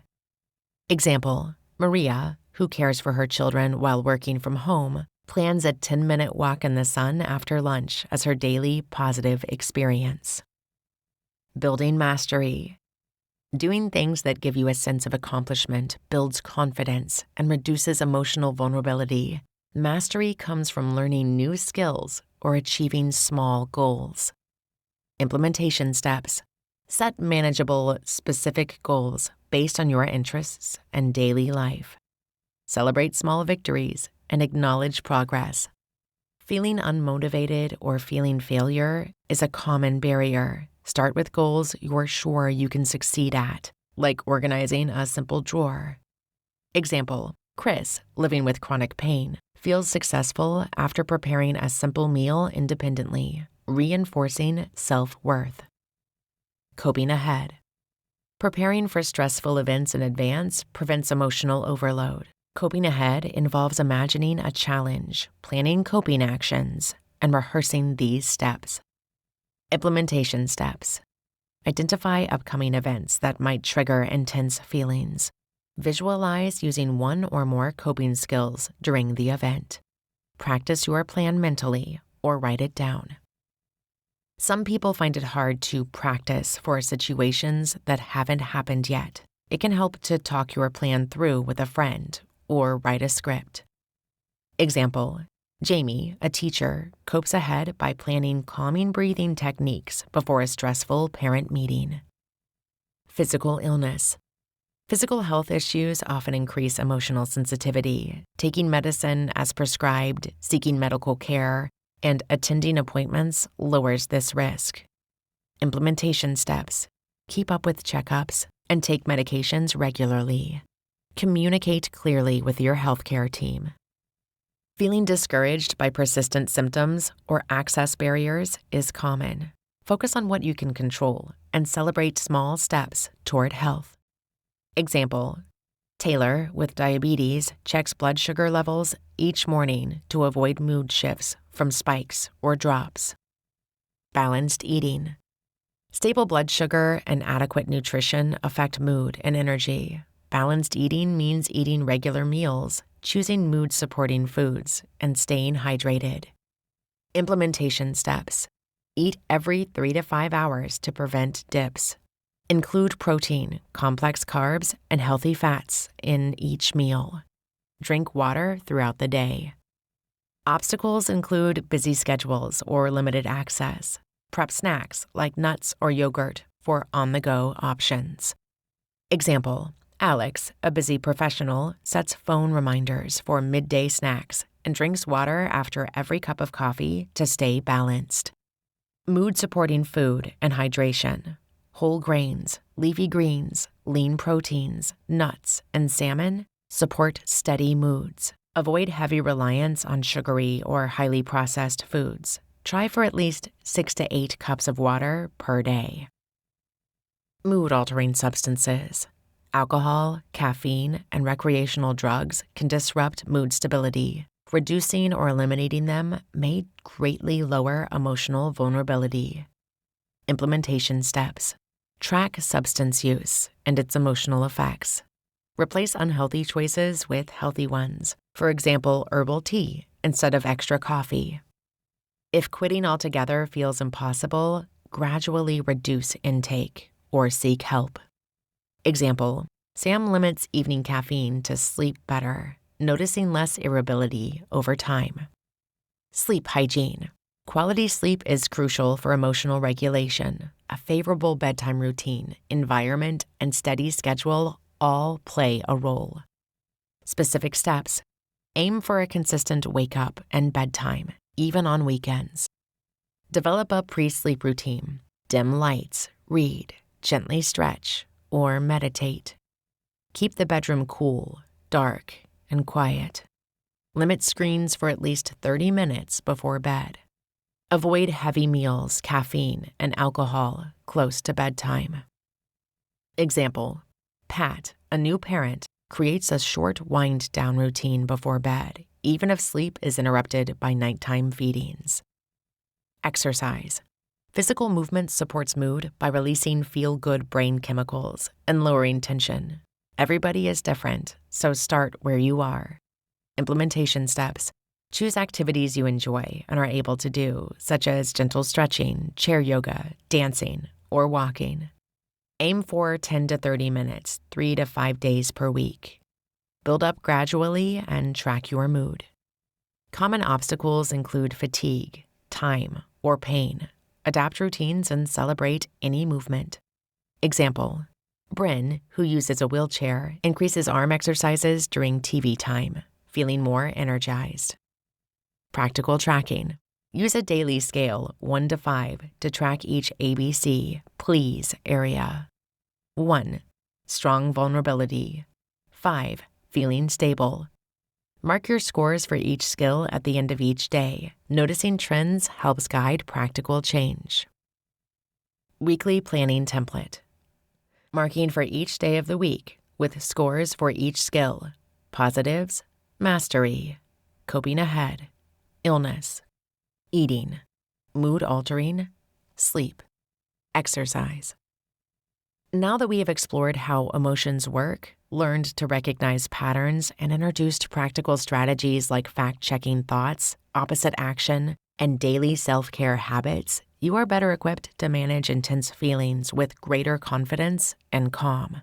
By developing awareness and using these tools regularly, you can reduce emotional overwhelm and create space for healthier responses, stronger relationships, and improved well-being. Remember, mastering your emotions is a gradual journey, but each step you take builds resilience and brings you closer to living a more balanced, fulfilling life. Chapter 4. Interpersonal Effectiveness. Repair and build strong relationships. A few months ago, Sarah found herself shrinking back during a heated conversation with her partner. The words she wanted to say, the ones that could have eased tension and cleared up misunderstandings, got caught somewhere between fear of conflict and worry about hurting feelings. Her heart pounded, and she felt trapped between expressing her needs and keeping the peace. At that moment, it seemed impossible to find a way forward without losing herself or damaging the connection she cared so deeply about. Now imagine if Sarah had tools to speak up with confidence, to handle disagreement with calm and respect, and to set clear boundaries without guilt. What if she could recognize when emotions were escalating and take steps to calm the storm inside before it overwhelmed her? This chapter invites you to explore practical skills for communicating assertively, managing conflicts thoughtfully, and creating healthy limits in your relationships. Through these strategies, you can move toward connections built on understanding, respect, and genuine self-expression, helping not just others hear you, but helping you feel truly heard. Assertive communication and self-respect with empathy. It's common to feel uneasy about standing up for yourself, especially if you've struggled with strong emotions or tough relationships. Many people worry that asking for what they need will hurt others, cause arguments, or result in rejection. Sometimes just thinking about bringing up a request or saying no can lead to anxiety, guilt, or frustration. These feelings are real, but assertiveness skills offer a way to communicate needs clearly and kindly without steamrolling others or losing your sense of self. Understanding 3 assertiveness skills. Dear man, making requests and advocating for yourself. Dear man stands for describe, express, assert, reinforce, mindful, appear confident, and negative. This tool is useful when you want to ask for something, express a need, or say no to a request. You might use it to recognize a deadline extension at work, or to let a roommate know you need quiet time to study. Why does this work? It gives structure to tricky conversations and helps keep emotions from spiraling out of control. Breaking things into steps can feel less overwhelming and helps both people feel heard and respected. Common obstacles are fear of being too direct, worrying about someone's reaction, or losing your train of thought. You can ease these challenges by planning your words in advance or even writing them down. Let's see how this might look. Scenario: asking a roommate to do their dishes without starting an argument. Script: describe, I've noticed the dishes are piling up in the sink. Express, it's stressing me out a bit because I like to keep the kitchen clean. Assert, could you do your dishes by tonight? Reinforce, I'd really appreciate it, and it helps us both keep things tidy. An effective response, avoiding, it's fine, I'll just do them again. Effective response, using dear man, hey, could you please handle your dishes tonight? I feel overwhelmed cleaning up all the time, and it would help me out. Progress indicators, feeling less anxiety before asking and getting a more positive or receptive response. Alternative responses, if your roommate is busy, negotiate, would tomorrow morning work instead? Give, supporting relationships while being assertive. Give stands for be gentle, act interested, validate, and use an easy manner. This technique is best for conversations where you want to keep important relationships strong, like with family, friends, or coworkers. Maintaining warmth, even when being assertive, can help both people feel respected. You might use give when you need to set boundaries with a family member or talk to a partner about a difficult topic. The challenge can be feeling like you must choose between your needs and the relationship's health. Give helps you do both. People sometimes worry about coming across as too soft or being ignored. Practicing open body language and genuinely listening can help. For example, scenario: telling a parent you can't visit this weekend with kindness. Script: gentle, I know you were hoping to see me. Interested, how was your week? Validate, it makes sense you'd want more time together. Easy manner, smile gently, stay calm. Assert, this weekend doesn't work for me, but could we plan for next week? Ineffective response, I can't come, you're always asking too much. Effective response, I really wish I could visit this weekend, but I have too much going on. Can we look at dates for next week? Progress indicators, less guilt after saying no, relationship feels secure. Alternative responses, suggesting a phone call or video chat as a middle ground. FAST, maintaining self-respect. FAST stands for fair, apologies, don't overdo, Stick to values and truthful. Use fast when you're worried about sacrificing your self-respect, such as in high-stakes conversations or when you risk falling into old habits of people-pleasing. Scenarios might involve saying no to extra work or expressing your needs in romantic relationships. Obstacles include fear of appearing selfish or being rejected. Remember that you are entitled to respect just as much as anyone else, and being hurtful does not make you bad. For example, scenario: declining a coworker's request to cover a shift. Script: fair. I do understand it's challenging to find coverage. Apologies. Don't overdo. Sorry, I can't help this time. Stick to values. I need to keep my work-life balance this week. Truthful. I hope you were able to discover someone. Ineffective response. Over-explaining or agreeing out of guilt. Effective response. I'm sorry, I can't swap shifts this week. My evenings are booked. I hope you find someone else. Progress indicators. Less self-blame and a sense of pride for sticking to your decision. Alternative responses. Offering future support when possible. Next week, I might have more availability. Quick practice assignment. Pick one low-stakes situation, like asking a friend to wait for you before ordering coffee. Use "Dear Man" to state your request, or try "give" when saying no to an invitation you can't accept. Notice any discomfort and what felt easier than expected. Every attempt, even awkward ones, move you forward. These skills are stepping stones for handling bigger challenges like conflict, which you'll explore next. Navigating conflict using DBT tools. When a conversation starts heating up, the body often sends early warning signals. Heart beats faster, shoulders tense, fists clench, a stomach twists with nausea. Breathing may get shallow, and faces might flush. These physical cues announce that emotions are rising, sometimes before the mind catches on. Along with these changes, emotional signals start to show up. For example, anger makes the chest feel tight. Anxiety makes the eyes feel heavy. And sadness makes the throat feel heavy. Thoughts tend to shift, sometimes becoming black and white or blaming. They never listen to me. Or, I always mess things up. Stressful environments, loud voices, busy rooms, tight schedules can intensify these reactions. Awareness phase. Physical signs of escalation: increased heartbeat, clenched jaw, sweaty palms, and shallow breath. Emotional indicators: anger, shame, anxiety, and hopelessness. Thought patterns: catastrophizing. This will ruin everything. Mind reading. They must hate me. And self-criticism.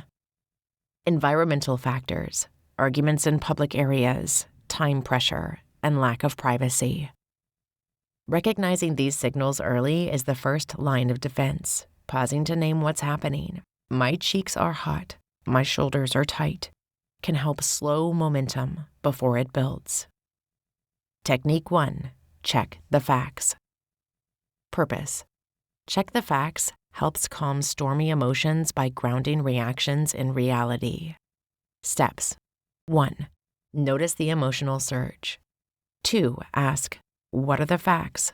What am I assuming? 3. Examine evidence for and against these thoughts. 4. Adjust response as needed. Expected challenges. Strong feelings can make factual thinking challenging. It's easy to mix up facts with interpretations. Success indicators. Emotions soften, and the urge to yell or withdraw fades. Real-world application. Disagreement with a family member over chores. Triggering statement: you never help clean up. Internal reaction: shame, anger. She thinks I'm lazy. DBT-informed response. Pause. Notice hands clenching and heat in the face. Think, is it true that I never help? Recall recent cleaning. Say, I have helped, but it sounds like you're feeling overwhelmed. Let's talk about it. Positive outcome. Deeper understanding. Reduced blame. Technique 2. opposite action. Purpose. Opposite action offers a way to shift out of unhelpful automatic reactions by doing the opposite of what emotions urge. Steps. 1. Identify the emotion and what it wants you to do: yell, sulk, withdraw. 2. Ask if the emotion fits the facts. 3. If not, choose an opposite, more effective behavior. 4. Act mindfully with full attention. Expected challenges. It feels unnatural, especially when emotions are intense. Success indicators. Behaviors become less driven by gut reactions. Conversations feel safer. Real-world application. Workplace conflict with a colleague. Triggering statement. You're holding up the project. Internal reaction. Anger. Urge to snap. That's unfair. DBT-informed response. Notice tension and urge to argue. Decide to ask with curiosity. Can you show me where I might be slowing things down? Positive outcome. Clarification happens, and teamwork strengthens. Technique 3. Mindful communication. Purpose. Mindful communication combines presence and assertiveness using DBT's give and fast principles in tense conversations. Steps. 1. Ground yourself. Feel your feet and focus on your breath for a few seconds. 2. Listen actively without interrupting. 3. Speak kindly and stick to the point. 4. Validate the other's feelings while expressing your needs. Expected challenges. It's easy to lose focus when feeling under attack. Success indicators. You stay calm, connected, and true to your values, even under pressure. Real-world application. Relationship discussion about unmet needs. Triggering statement. You never care about what I want. Internal reaction. Hurt, sadness, urge to withdraw. DBT-informed response. Breathe. Hear hurt in their voice. Use give skills. I care about you, and I want to understand. Can you tell me what you wish I would do? Positive outcome. Partner feels heard. Conversation softens. Scenario, friendship tension. Friend misunderstood a joke and feels excluded. Ineffective response. Well, you're overreacting. Effective DBT response uses 3 steps: mindful awareness, check the facts, validate. I didn't mean to hurt you. It sounds like my words upset you. Can we talk about what happened? Positive outcome. Repair in the friendship. Practical exercise. Take 5 minutes to reflect on a recent conflict. Identify triggers, physical cues, emotions, and thoughts. Use the Check the Facts worksheet. List what happened, your thoughts, and what's fact versus assumption. Choose an opposite action to try next time. Write your own mindful communication script for a future conversation. Each week, track what technique you tried and note changes in your emotional responses. Ground yourself using breath or sensation before the next conversation. As you notice triggers, remind yourself of your struggle in regulating difficult emotions. Let these tools show you that staying present can transform conflict and set the stage for healthy boundaries. Setting and sustaining effective boundaries. Setting healthy boundaries becomes a skill when you know exactly which areas of your life need them. Start by working through the exercise to identify your personal boundaries. Boundary identification exercise. Physical boundaries. List moments when your space, possessions, or body feel invaded. For example, I need to be asked before people borrow my belongings. Or, I do not like hugs from people I don't know well. Write down your physical comfort zones and limits. Emotional boundaries. Recognize situations where you are uncomfortable sharing, especially around criticism, emotional dumping, or insensitive jokes. Example, I will not be made responsible for other people's feelings, or my feelings are valid even if others disagree. List relationships or conversations that drain you emotionally. Time boundaries. Note how your time is spent versus how you wish to spend it. Look for signs of overcommitting or feeling rushed. Example, I won't accept calls after 9 p.m. unless it's an emergency. Please outline your available hours for work, family, and rest. Energy boundaries. Think about activities, people, or events that leave you exhausted. Example, I need 30 minutes of alone time after work. List when you need downtime and what types of socializing, events, or tasks should be limited. Communication boundaries. Identify what topics or ways of speaking cross your limits. If someone raises their voice, I will pause the discussion. List phrases or conversation styles you want to avoid. Complete your worksheet by writing at least one specific boundary in each of these 5 categories. Implementation strategy. Using your worksheet, choose one boundary from each category to implement. Practice stating each boundary clearly and calmly.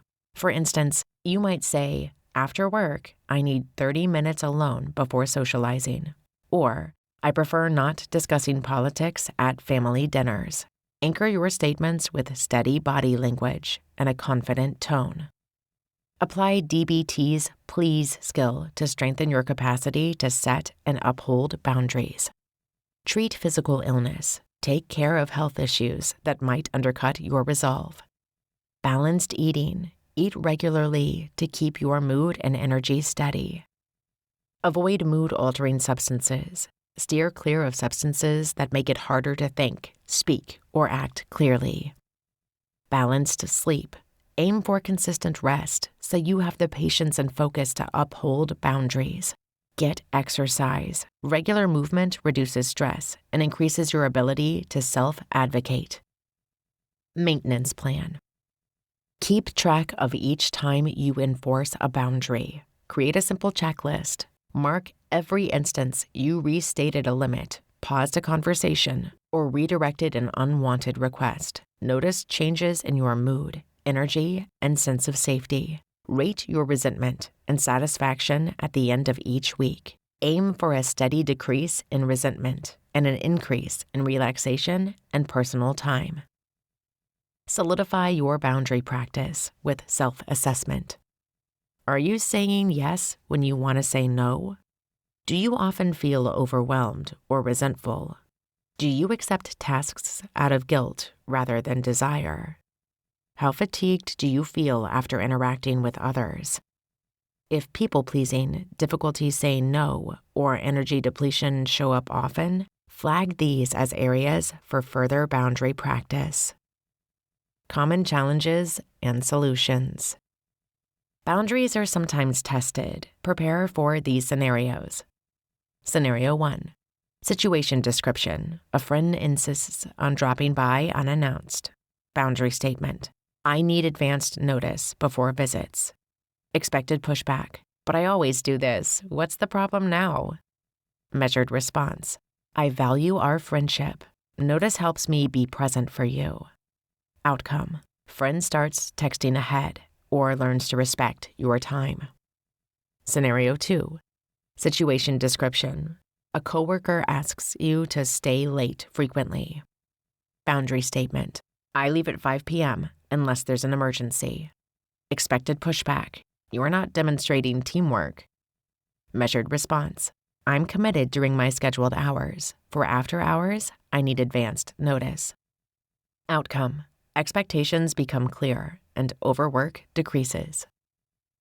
Scenario 3. Situation description. A family member makes jokes you find hurtful. Boundary statement. Jokes about my choices make me uncomfortable. Please stop. Expected pushback. It's just a joke. Don't take it so seriously. Measured response. Humor is fine, but not at my expense. Outcome. Respect for your feelings grows. DBT validation for guilt-free maintenance. Remember, healthy boundaries serve everyone. Use self-validation statements. My needs are important, and I respect others' needs too. If you feel guilty, practice response scripts. I care about this relationship, and honesty strengthens it. Use DBT emotional regulation techniques, deep breathing, mindful awareness, or brief self-encouragement when discomfort arises. Monitor your progress, noting increases in personal time and improvement in relationship satisfaction as you practice clear, respectful boundaries. Firm boundaries foster trust and respect, reinforce all the skills you've developed so far. Mastering practical skills like assertive communication, constructive conflict handling, and setting strong boundaries lays the foundation for healthier, more fulfilling relationships. Now that you understand tools such as Dear Man, Give, and Fast, and techniques to recognize and manage emotional triggers during conflicts, you are better equipped to express your needs clearly while respecting others. By practicing these skills and maintaining boundaries that honor your physical, emotional, and time limits, you create a safer space for yourself and those around you. As you continue applying these strategies, you will notice greater confidence, reduced stress, and stronger connections, moving closer to the balanced and empowered life you deserve. Chapter 5. Putting it all together. DBT in real life. Have you ever found yourself caught in a whirlwind of emotions, unsure how to pause or respond without feeling overwhelmed? Maybe a small frustration spiraled into a full-blown panic, or a harsh comment set off waves of hurt that stayed with you long after the moment passed. Many people face these challenges daily, moments when emotions feel like they're running the show and old habits take over before we even realize it. You might have wished for a way to step back, find calm, and handle those difficult feelings with more ease, but you didn't know where to begin or how to make it stick. These experiences can leave us feeling stuck, frustrated, or even hopeless about managing our emotional ups and downs. This chapter explores how these struggles play out in real life and introduce a path toward gently building new ways to cope, one step at a time. Integrating DBT habits into daily routines and emotional check-ins. Building lasting change starts with repetition. What feels impossible at first, stopping the morning panic spiral, responding calmly to hurtful comments, or noticing emotions as they rise, becomes manageable when broken into small, steady actions. Brushing your teeth is automatic because you do it the same way at the same time every day. DBT skills gives the same strength through routines. Even on rough days, these anchor points help you choose your response instead of falling into old habits. Daily DBT routines do more than just add structure. They gently train your mind and body to notice, pause, and respond with skill. The 4 DBT pillars, mindfulness, distress tolerance, emotional regulation, and interpersonal effectiveness, become tools that are always within reach. Consistency might be hard at first, and some days you may miss a step or feel like giving up. That's normal. Progress is not perfect. Showing up, even in small ways, is what builds real change. Framework for personalized DBT routines. A daily DBT routine weaves together moments of attention, small check-ins, and new ways to handle emotions and relationships. The following approach shows you how to build habits that fit your life, using specific anchors and moments. DBT mornings and evening anchors. Anchoring your DBT practices to the morning and evening supports steady progress. Using these times, you can tune in, reflect, and set intentions in a way that strengthen all 4 DBT pillars. Practice description. Morning anchors include gentle mindfulness right after waking, or brief emotion check-in, and setting intentions for the day. Evening anchors combine reflection, skill tracking, and planning ahead for tomorrow. Implementation steps. 1. Morning mindfulness, 3 to 5 minutes. Sit or stand somewhere comfortable. Focus on breathing, feeling the sensation of air entering and leaving. If your mind wanders, note the thought, "I'm thinking about emails," and gently bring attention back to your breath. 2. Emotion check-in, 2 to 3 minutes. Ask yourself, what am I feeling right now? Where do I notice it in my body? Name 1 or 2 emotions, such as nervous in my stomach or calm in my chest. 3. Set a DBT intention, 1 to 2 minutes. Choose one pillar to focus on. For example, today I'll practice patience in conversations. Write this topic in your journal. 4. Evening reflection, 5 minutes. Review your day. When did you use DBT skills? When was it hardest? Answer, what did I do well? What could I try differently next time? 5. Track progress, 2 minutes. In your journal, note any patterns, skill use, and moments of progress, no matter how small. Progress markers. You notice feelings quicker and can name them. You remember to pause before reacting in tough moments. You begin to use repeated patterns in your triggers and responses. Common obstacles and solutions. Obstacles. Forgetting the routine. Solution. Use phone reminders or sticky notes by your bed. Obstacle. Feeling rushed. Solution. Start with just 1 step and add more as it becomes a habit. Obstacle. Difficulty naming emotions. Solutions. Use a short list of common feelings: sad, anxious, okay, angry, tired, content, for quick reference. Daily DBT Moments Exercise. Real life can present unexpected challenges at any time, not only at the beginning or end of the day. Practicing DBT in these DBT moments gives you the chance to apply skills exactly when you need them. Practice description. Anytime you notice strong emotions, urges, or challenging social situations, use a mini DBT tool in that moment. Implementation steps. 1. Notice triggers, instant to 1 minute. Whenever you feel tense, angry, or overwhelmed, pause and think, something is happening right now. 2. Quick DBT response, 1 to 2 minutes. Use a simple distress tolerance skill. Splash cool water on your face, count to 10, or take 3 slow breaths. 3. Record success, 30 seconds. Quickly jot down what happened and what you tried, using a note app or notebook. 4. Build a success, 1 to 2 minutes. At the next anchor, morning or evening, review and see what worked. Celebrate even the smallest win. Progress markers. Strong feelings become cues for skill use, not just triggers for old habits. You see yourself responding differently, even if it's just a pause before reacting. Common obstacles and solutions. Obstacle. Forgetting to use a skill in the heat of the moment. Solution. Pick 1 skill and practice it during effortless moments until it becomes automatic. Obstacle. Feeling awkward tracking skill use. Solution. Use a simple checkmark system or a code word for privacy. Journaling template. Daily DBT log. Emotions. Morning/evening. What am I feeling? Where in my body do I notice this? Triggers noticed. What set off big feelings today? Skills used. Which DBT skills did I try, and how did it go? Wins. Big or small. What am I proud of doing differently? Patterns. Any repeated triggers or feelings.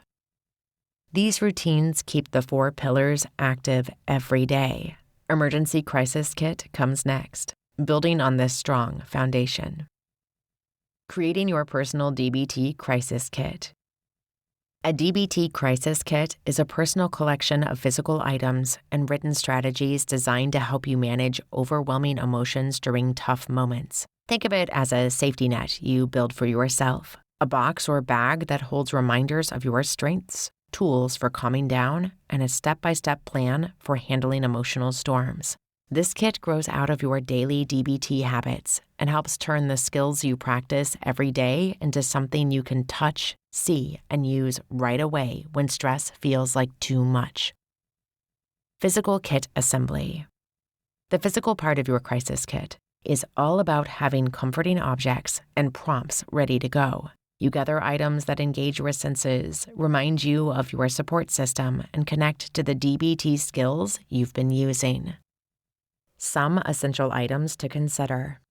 Stress balls or putty for squeezing, which can give your hands something to do and help release built-up tension. This connects to distress tolerance, giving you a way to ground yourself physically when anxious or upset. A favorite scented lotion, essential oil, or even a packet of tea.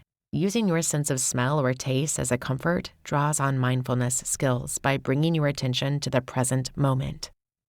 Photos of loved ones, pets, or meaningful places act as gentle reminders of connection, which can encourage you to reach out instead of isolating yourself when things feel hard.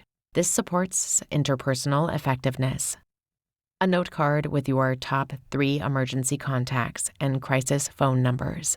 Having these written down means you don't have to search for them when you're upset. A list of your favorite coping statements like, "This really won't last forever," or "I have gotten through challenging times before." To assemble your kit, start by selecting a small container, a pouch, sturdy box, or a zippered bag that you can easily access but won't misplace. Place your chosen items inside, along with a written note reminding yourself why you created this kit. Add or swap out items as you learn what helps the most, and check your kit monthly to keep it useful and fresh. When a wave of emotion hits, take out your kit and use one item at a time. If you notice your heart racing or your thoughts spinning, squeeze the stress ball and focus on what it feels like. Look at your favorite photo and spend a moment remembering why it matters. The goal is to give yourself a chance to regulate before reacting, making space for mindfulness and distress tolerance. Everyone's kit is a little different. If you find something that helps you reset, like a small fidget toy, a piece of candy, or a smooth stone, include it. If you travel often, keep a smaller version with you. The most important thing is that your kit feels comforting and practical. Strategic response plan. Your kit comes alive when paired with a clear, written response plan. This plan breaks down coping choices based on how intense your emotions feel and guides you step by step through different levels of distress. Write out a simple hierarchy, starting with the least stressful situation and moving up to moments of crisis. For example, 1. If emotions are just beginning to rise, try a mindfulness activity, hold your comfort object, or repeat a calming phrase. 2.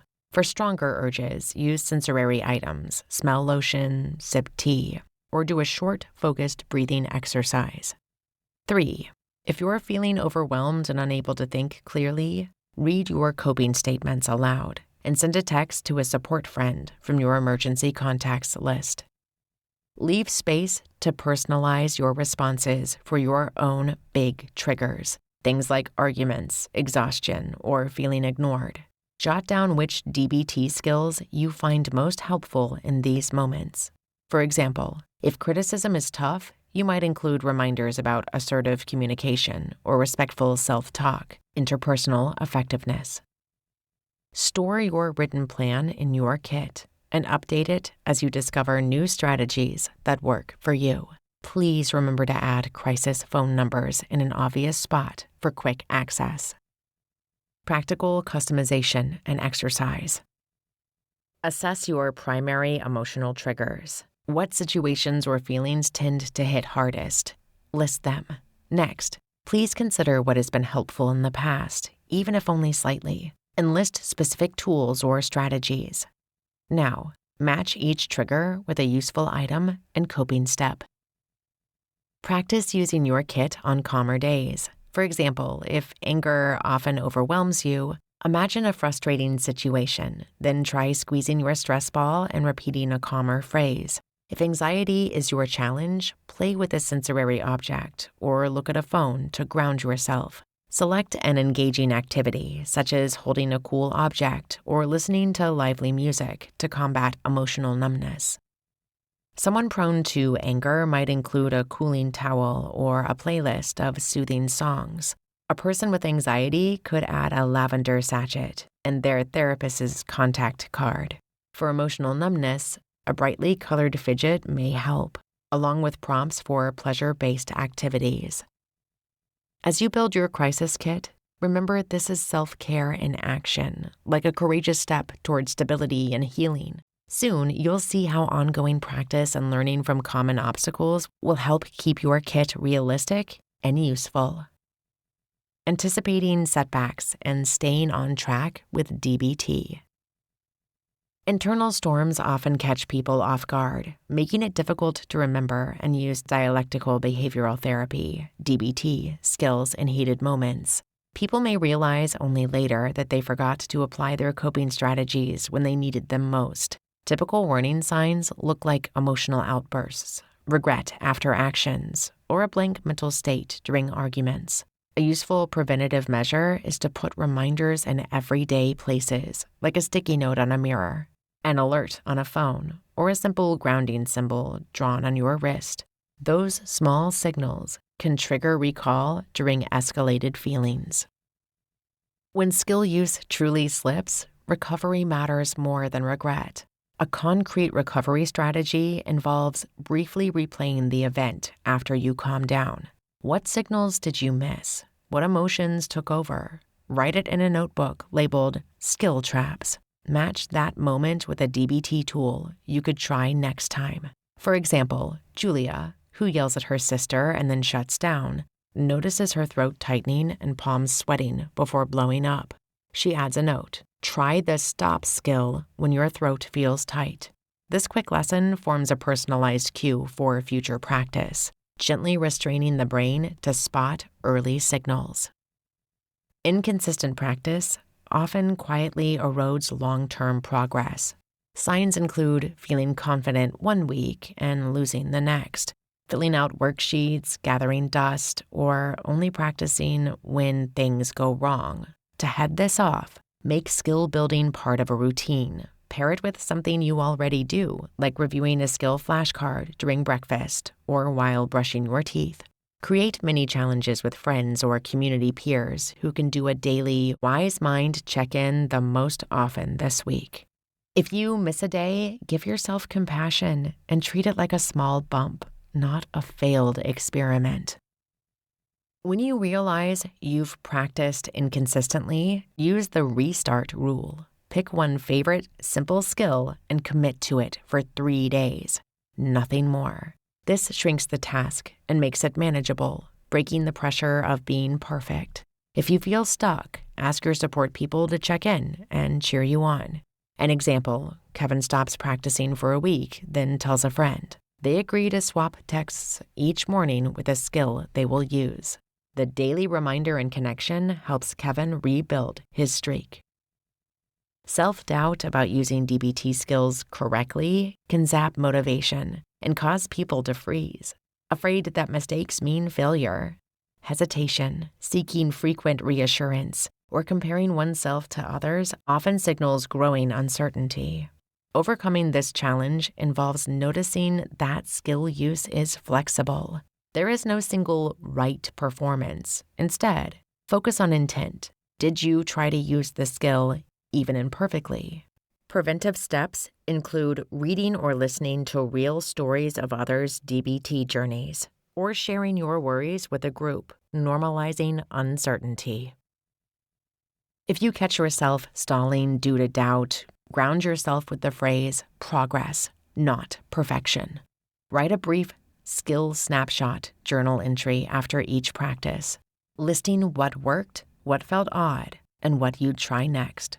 Maria, who struggles with radical acceptance, records her experience of using it during a stressful commute. She writes 3 things she noticed: her tense shoulders, her racing thoughts, and her attempt to repeat an acceptance phrase. Even though she felt it didn't work, reviewing her progress showed growth and self-awareness, bolstering confidence. Old coping mechanisms often return under pressure. You might notice you want to isolate, lash out, or use substances. The first clue can be an urge, a familiar excuse, or a cascade of negative thoughts. Set a relapse alert list in your planner or phone, marking warning signs and a list of 3 alternative responses. Post-crisis, document what set it off and what got you through, even if imperfectly. If you return to old behaviors, schedule a compassion reset, a timed 10-minute session where you forgive yourself and choose a small new action from your DBT toolkit. Accountability and progress tracking. Create a weekly chart with columns for targeted skills, days practiced, and notes on how it went. Each day, rate how present you were. 1. Went through the motions. 5. Truly engaged.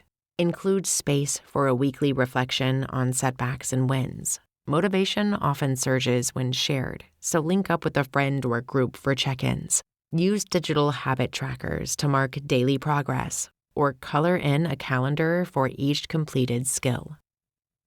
Recovery plan template. List 3 personal early warning signs of regression. For example, more negative self-talk, skipping meals, withdrawing from friends.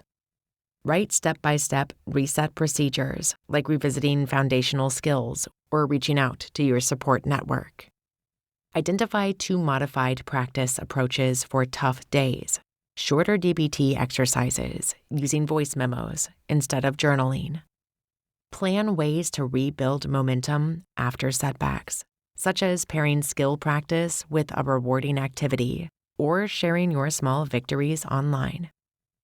Try filling out this plan and keep a copy on your phone for quick access. Progress grows through forgiving mistakes and returning to practice one step at a time.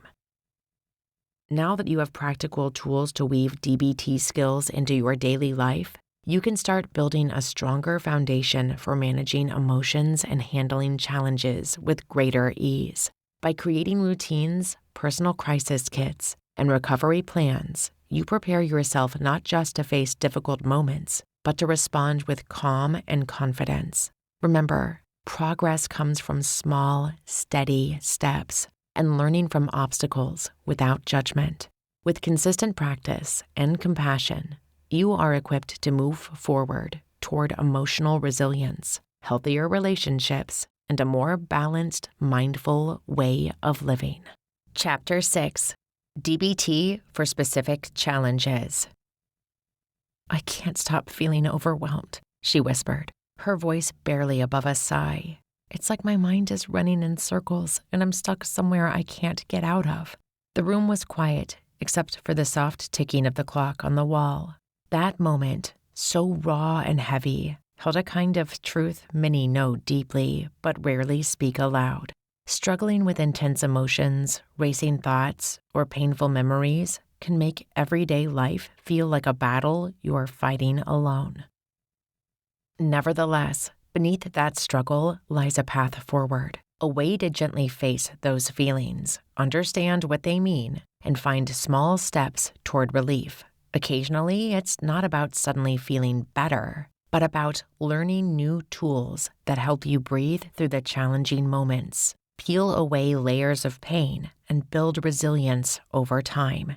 This journey isn't quick or easy. It asks for patience and kindness toward yourself, especially when progress feels slow or invisible. It invites you to notice each effort as something valuable and real, even when hope seems distant. Many who wrestle with anxiety, depression, trauma, or difficult habits carry a weight that's difficult to name. Phrases such as "just calm down" or "try harder" often overlook the true significance. What's really needed is practical, compassionate help, tailored to what each challenge feels like from the inside. Skills that meet you where you are, no matter how tangled or overwhelming things seem.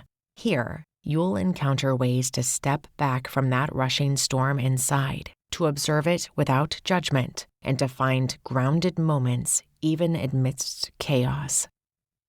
Stories of healing rarely follow a straight line, and occasionally the hardest days teach the most about strength you didn't realize you had. Whether anxiety tightens your chest, sadness makes leaving bed feel impossible, memories of trauma shake your sense of safety, or urges push you toward habits you want to change, There is room to approach all these challenges with tools designed to help, not just cope, but grow. This chapter offers gentle invitations to try small practices that have helped others move from feeling trapped to finding a measure of control and peace. Change begins with one mindful breath, one tiny step, and one compassionate choice at a time. Applying DBT tools for anxiety, panic, depression, and low motivation. Mindfulness for calming anxious thoughts. Mindfulness in DBT gives people a way to step back from overwhelming anxiety. The skill teaches slowing down and noticing what's going on inside and around you. You should not be harsh on yourself for feeling stressed or on edge. Mindfulness helps manage rapid heartbeats, racing thoughts, and tense muscles by creating space between you and your worry. How to practice. 1. Pause where you are. Place your feet flat against the floor. 2. Breathe slowly, paying attention to the gentle rise and fall of your chest. 3. Silently name what you notice. I feel tightness in my shoulders, or my mind is jumping to the future. 4. Let thoughts and sensations be there for a few breaths. Your goal isn't to get rid of them, but to observe. 5. If you start judging your anxiety, gently remind yourself, worry is part of being human. I'm allowed to feel this way. Common hurdles and ways around them. Many worry they're doing it wrong if anxious thoughts don't fade immediately. Others feel impatient or frustrated. If this occurs, you might consider reducing the practice to a minute or even 30 seconds. For intense anxiety in moments like work meetings, use grounding objects, a pen, a watch, the feeling of your chair to anchor yourself. It's also helpful to remind yourself that perfection isn't possible. Noticing is the win. Scenario: managing panic during a work meeting. Imagine yourself in a team meeting where nerves unexpectedly overwhelm you. Your hands sweat, and your mind jumps to worst-case scenarios. Quietly place your hands under the meeting table, press fingers together, and feel their texture. Take a long, slow breath. Internally repeat, I notice these feelings, but I'm here and present. The anxiety may persist, but if you calmly observe it, panic will have less control over your next actions. Exercise. Notice and name. Purpose. To gently witness anxious signals without adding self-blame. Materials. None needed. Just a minute of privacy, if possible. Steps. 1. Sit comfortably and focus on the present moment. 2. Label what you feel. Use simple phrases. For example, my stomach is tight, or thoughts feel noisy. 3. Watch each thought or sensation for a few breaths. 4. When your mind evaluates or criticizes, say silently, it's okay, that's just a thought. Success indicator. You're able to label even one thought or feeling without judgment. Troubleshooting. If it feels overwhelming, focus only on the physical, feet, hands, or breath. Practicing mindful observation doesn't have to solve anxiety in a single try. Each repetition builds the ability to face anxious moments with a bit more steadiness, an important foundation for handling future challenges, even those related to deep emotional wounds. Behavioral activation for moving through depression. DBT adapts behavioral activation, a technique where taking small, positive actions can slowly lessen the heaviness the depression brings. Depression often zaps motivation and energy, making even basic tasks seem out of reach. This skill is about starting with the tiniest step that feels possible and using it to spark a slight shift in mood or momentum. How it works. Instead of waiting to feel better first, you gently push yourself toward action. The act itself, no matter how small, can bring a little spark of relief or satisfaction. Daily practice. Choose one mini action each day that fits within your current energy level. If getting out of bed feels enormous, start with sitting up or moving to a different room. List simple tasks. Brush teeth, open a window, put on clean clothes, and pick the least difficult. Connect actions to daily routines so they become habits. For example, playing music after making your bed. Tracking progress. Notebook or phone notes help mark even the tiniest wins. Record completed actions, no matter how small. At the end of each day, check your list and give yourself credit for every attempt, not just successes. Celebrating small wins. When you complete a task, pause to notice how it feels, even if it's just a little easier in your body or thinking. Share achievements with a friend, pet, or private note. Place extra focus on effort over outcome. Scenario: getting out of bed on a tough morning. To get up, try wiggling your toes or sitting on the bed's edge. Recognize this as a real victory. On small days, reaching for a glass of water or sending a single message can create powerful momentum. Exercise: the next tiny step. Purpose: create movement that counters heavy, stuck feelings. Prep: pen and paper or a phone note. Instructions. 1. Think of one area you are struggling with: hygiene, chores, or errands. 2. Break the task down into the smallest step imaginable. 3. Do just that one step. 4. Write it down as a success, no matter how small. Success indicator: any completed step, with or without joy or relief. Troubleshooting: if a chosen step feels too big, break it down again. Sometimes put both feet on the floor is enough. Consistency builds slow but steady momentum. Every attempt, whether to shower, take a slow walk, or straighten a pillow, reminds you that movement is possible, even when hope feels distant. These skills become building blocks, not only for managing anxiety and depression, but also for the emotional resilience needed for healing from deeper pains. Using DBT for trauma recovery and PTSD. Healing from trauma reshapes the nervous system. Traumatic experiences can keep the body on high alert, making everyday life feel unpredictable or unsafe. This constant stress leads to intense emotional swings, flashbacks, and moments where the past feels more real than the present. Sometimes, even small events bring sudden waves of anxiety or distress. DBT, by combining acceptance and change, gives you tools to respond instead of react. This approach honors strength and courage. Just showing up for healing is an act of bravery. With mindfulness and emotion regulation already in your skill set, you can start applying DBT strategies tailored for trauma.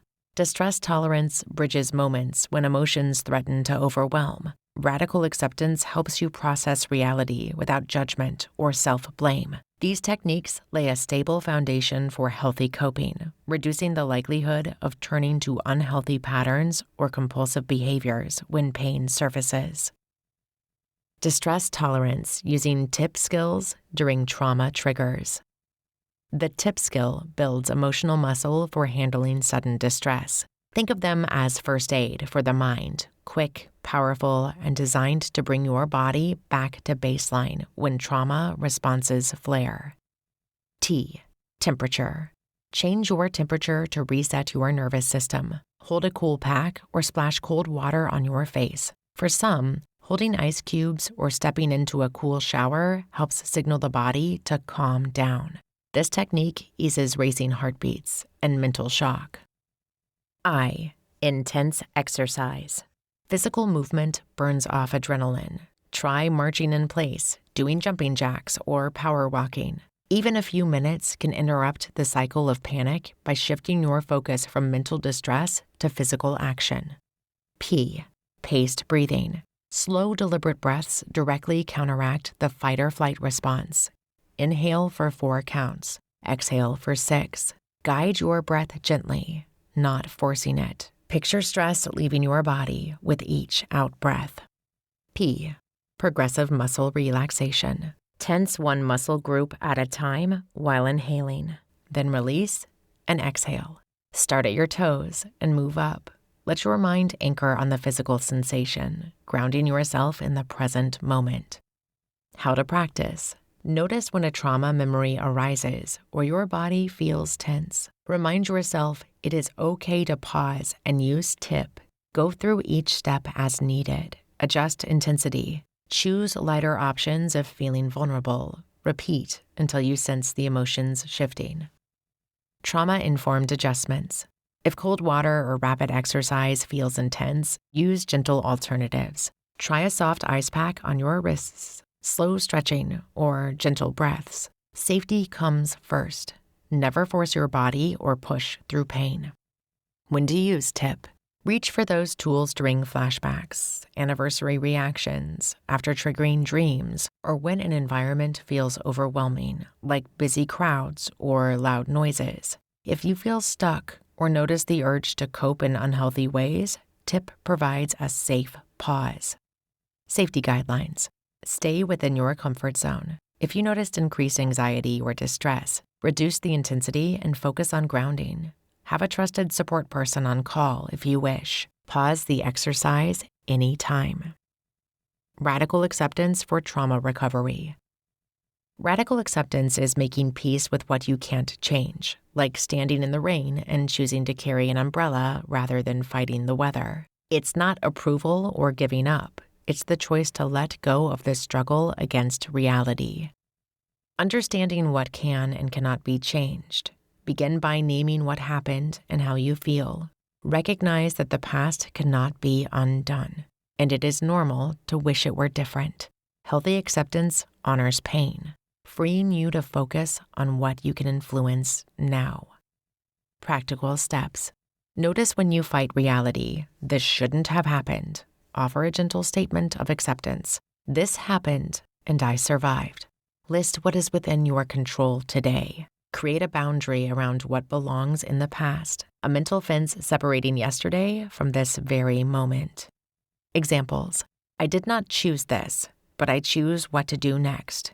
My experiences shape me, but they do not define my future. It's okay to feel angry or sad, and I can care for myself now.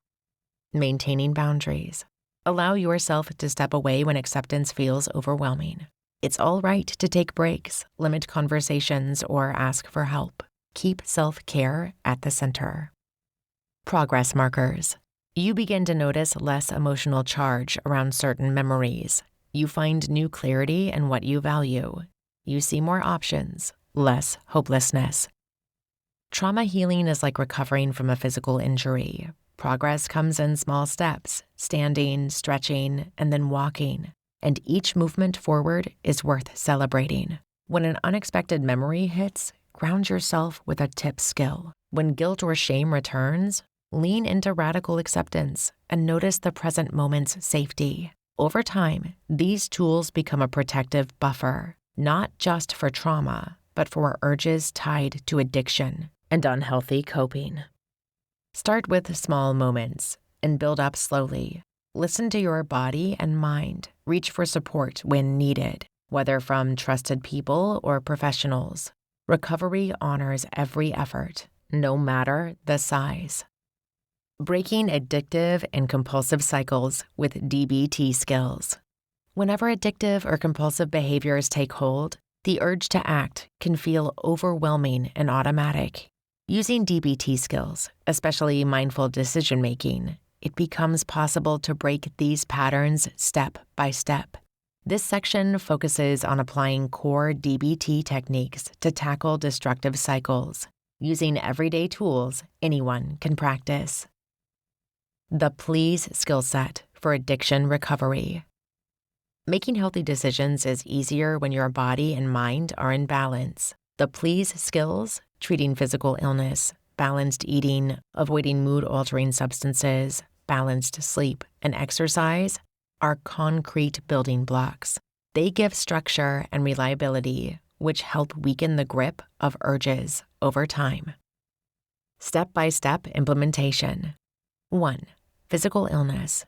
Schedule routine checkups and actually follow your doctor's advice. For people who use substances to manage pain, record symptoms and seek healthier pain management options. For example, Someone with a gambling addiction might notice stomach aches before relapsing. Addressing these with medical care can remove one trigger. 2. Eating. Create simple meal plans to prevent long gaps of excessive snacking. For those recovering from overeating, this structure reduces impulsive eating. A food log, just a notebook or an app, helps spot connection between eating patterns and urges. 3. Avoid mood-altering substances. Stick to a clear no exceptions rule for substances that cause harm or lead to relapse. If shopping is your addiction, avoid caffeine if it increases impulsivity. Write down daily choices around these substances and mark wins, no matter how small. 4. Sleep. Keep a regular bedtime and wake time. Set alarms and use sleep tracking apps. Notice how poor sleep makes resisting urges harder. Track nights slept through and celebrate gradual improvements. 5.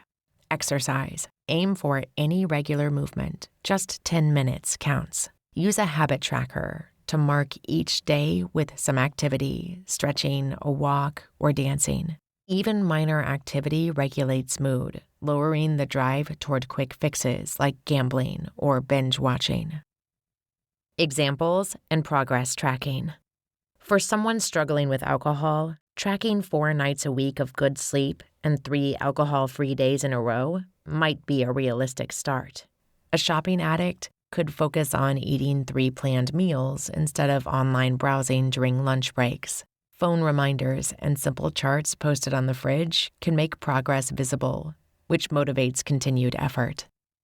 Common obstacles and solutions. Missing a day shouldn't erase progress. Plan for setbacks by writing down one small thing you can resume if you get off track, like taking a walk or drinking a glass of water. If temptation spikes after a bad night's sleep, acknowledge the urge as a predictable reaction, not a failure.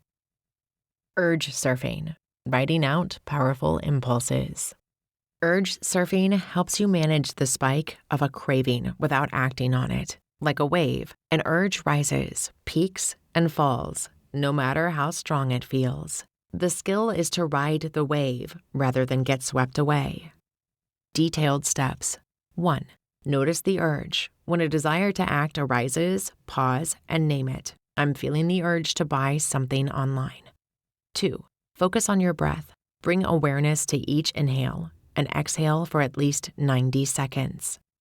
3. Scan your body. Where did you feel the urge? A tight chest? Restless hands? Just notice. 4. Let the urge crest.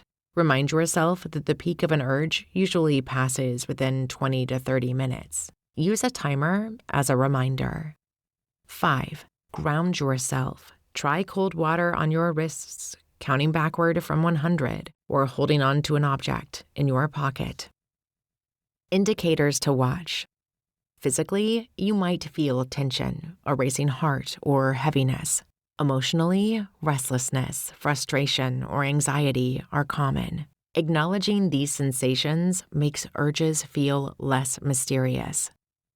A person resisting the urge to gamble might think, this urge is powerful, but it doesn't control what I do. Someone tempted to overreact could say, I notice this tight feeling, but I can wait out the wave.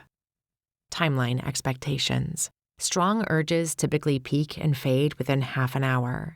Each time you ride out a wave successfully, the next one usually weakens. Track every surfed urge in a notebook. Set a short-term goal. Write out 3 urges this week. Chain analysis. Understanding patterns for real change. Being able to map out the cycle of addictive behavior creates powerful awareness. Chain analysis involves breaking down episodes into small links. Steps in chain analysis. Trigger identification. Notice what started the urge, stress, social situation, or even boredom. Emotional response mapping. What feelings and sensations followed? Restlessness, excitement, shame. Decision point recognition. When did you have a choice to pause, even briefly? What thoughts appeared? Alternative behavior planning. List one small action you can try next, a text to a support person, a minute of mindful breathing, or stepping outside. For someone with a minor shopping compulsion, a chain might look like this: receives an online sale alert, trigger, feels excitement and loneliness, emotion, notices urge to browse, decision point, decides instead to call a friend, alternative action. Building lasting change. DBT encourages noticing small wins as evidence of progress. Track how many urges you surfed, days you practiced please, or times you dismantled a behavior chain before relapse. Over weeks, these moments show that change is possible, replacing despair with genuine hope, one mindful action at a time. Now that we have explored how DBT techniques can be tailored to address anxiety, depression, trauma recovery, and addictive behaviors, you are equipped with practical tools to face difficult emotions and challenging moments with greater calm and confidence. By practicing mindfulness, taking small steps to build motivation, using distress tolerance skills like TIP during overwhelming feelings, embracing radical acceptance of reality, and applying structured habits to manage urges, you create a foundation for lasting change. These strategies are not about quick fixes, but steady progress, helping you regain control over your reactions and build emotional resilience one step at a time. With patience and practice, you can move forward toward a life shaped more by mindful choices than by unhelpful patterns. Chapter 7: DBT and Self-Compassion. Have you ever noticed a critical voice inside your mind that seems quick to judge, condemn, or dismiss you whenever things don't go as planned? Have you wondered why feelings of shame can weigh so heavily, making it hard to feel worthy of kindness, especially from yourself? These experiences are common for many who struggle with intense emotions, self-doubt, or past hurts. Understanding how to respond differently to that inner critic can be the key to unlocking greater self-compassion and emotional healing.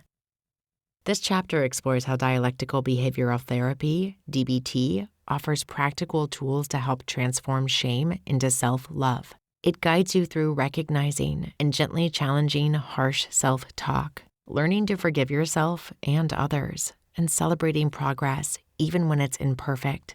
By building these skills, you can begin to create a kinder relationship with yourself, one that supports growth and resilience in everyday life.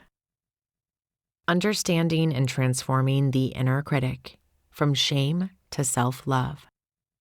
Shame and self-criticism sneak into everyday life when people struggle with difficult emotions or make mistakes. Even though these feelings seem similar to guilt, their impact is much deeper. Guilt focuses on something that was done, maybe a harsh word or a dismissed deadline. Shame, on the other hand, tells a person, you are the problem. While guilt can inspire change, shame sinks into the core of self-worth. It whispers that someone is unworthy, unlovable, or broken. This difference is powerful and often misunderstood. When shame takes over, people begin to see themselves as not just flawed, but fundamentally evil. In the workplace, shame hides behind thoughts like, everyone else is more capable than me, after missing a deadline or struggling with a task. At home, an argument with a partner can spark relentless self-criticism, suggesting, I'm too much to handle, or I keep messing everything up. Shame wounds personal goals, making attempts at self-improvement feel pointless. Social gatherings become minefields for the inner critic, who notices every perceived mistake or awkward pause. In family settings, childhood memories resurface, fueling the belief that nothing will ever be good enough. Research shows shame increases anxiety, isolation, and hopelessness. It leads to unhealthy relationship patterns. Many people avoid emotional intimacy, lash out defensively, or constantly seek reassurance. Chronic shame ties a person's worth to performance or approval. Over time, this habit blocks growth, connection, and healing. Recognizing the difference between shame and guilt is the first step toward breaking this cycle. The inner critic is relentless when shame is strong. It points out mistakes, compares faults to others' strengths, and rarely sees progress. This harsh self-talk drains motivation and creates emotional distance. DBT offers practical tools to slow this spiral. At the heart of DBT is the idea that people can acknowledge pain and still choose a kinder response. Mindfulness, emotion regulation, distress tolerance, and setting healthy boundaries all play important roles in letting go of shame and giving space for self-compassion. Identifying and documenting inner critic patterns. Purpose. This example helps develop awareness of how shame and self-criticism show up, laying the groundwork for constructive change. Mindfulness preparation steps. 1. Find a quiet space and take a few deep, calming breaths. 2. Notice your thoughts without trying to change them. Allow feelings to arise naturally. Implementation instructions. 1. Keep a small notebook, phone note, or journal handy. 2. Each time a harsh, self-critical thought surfaces, I always fail, I'm not effective enough, write it down. 3. Note what triggered the thought. Was it feedback from a boss? Did an argument occur at home? Did you set a new goal? 4. Pause and ask, is this thought based on facts or on fear and shame? Briefly label the thought fact-based or shame-based. 5. Rate the intensity on a scale of 1, mild, to 10, overwhelming. 6. After a few days, review your notes and look for patterns. Which triggers show up most often? How does the inner critic impact your behavior, avoidance, anger, shutting down? Common challenges and solutions.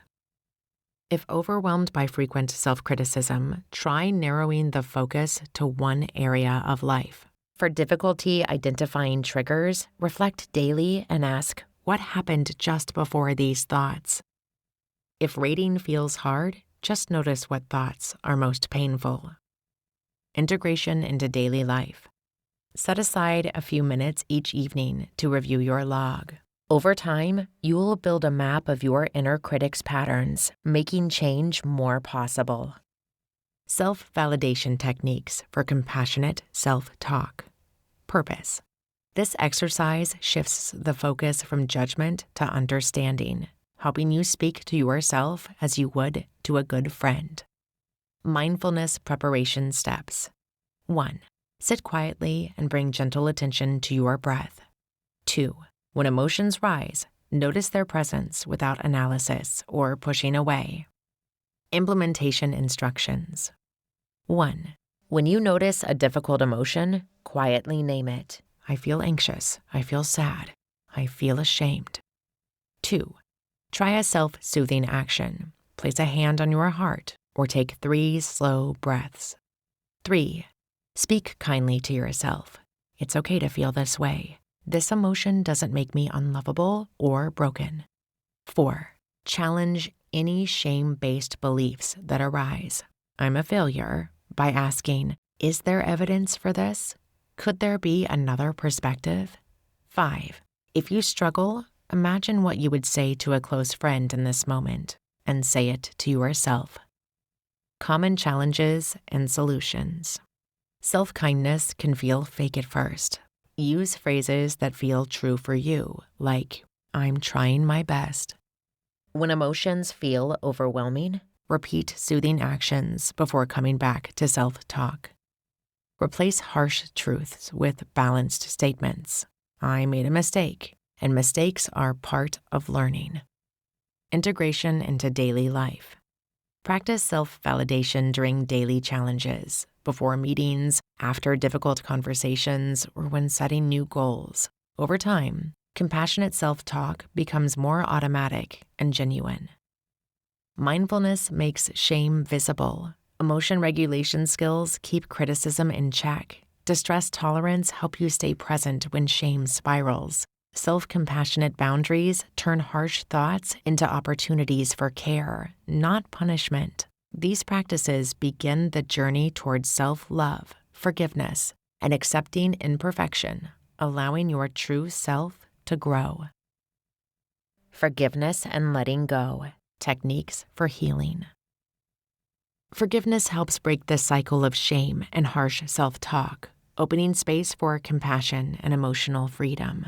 It acts as a bridge, carrying you from critical inner voices to self-compassion and healthier relationships. In Dialectical Behavioral Therapy, DBT, forgiveness is not a feeling, but a skill. It is a practice you choose each day for your well-being. By forgiving yourself, you gently release burdens of guilt and resentment, allowing for emotional flexibility and greater peace. Research shows that people who forgive enjoy lower anxiety, better emotional regulation, and strong mental health. Forgiveness does not mean excusing harm or forgetting boundaries. It empowers you to put your own healing first. Forgiving yourself may seem out of reach, especially when past mistakes trigger shame. One practical way to begin is using the DBT please skill, which centers on treating your mind and body with care. The purpose of this exercise is to build a routine of small self-forgiveness moments. Start by identifying a moment when you felt you fell short, maybe snapping at a loved one during stress. Acknowledge your feelings without judgment. Say to yourself, "That was difficult, but I am human. I'm learning." Then make a mindful choice. Drink water, nourish your body, stretch, or take your medication as prescribed. Each step shows yourself that you matter even when you don't feel perfect. Expect resistance, guilt, or embarrassment to come up. Let them be, noticing their shape and weight without pushing them away. Use a simple release ritual, like writing a regret on paper and tearing it up. Try such excuses after an emotional outburst or when shame about needing help creeps in. If the urge to punish yourself appears, offer a self-validation. It's understandable to feel this way. I am practicing kindness, even if it feels awkward. Progress shows up as softening in your body or the ability to treat yourself kindly after a mistake, rather than spiraling into criticism. Journaling can deepen this practice. Use prompts such as, "Today I forgive myself for," and "My needs are valid, even when I struggle."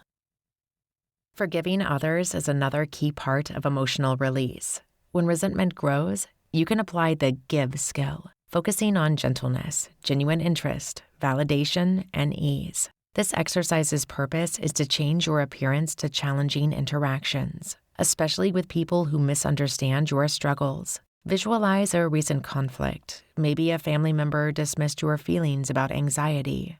Begin by softening your posture and breathing slowly. Silently repeat, "I can be gentle with myself and others." Listen with interest to the other person's perspective. Ask questions, even if you disagree. Validate their feelings. "I see this as hard for you too." Lean into ease by remembering you don't need to solve everything at once. Emotional responses may include anger, disappointment, or grief.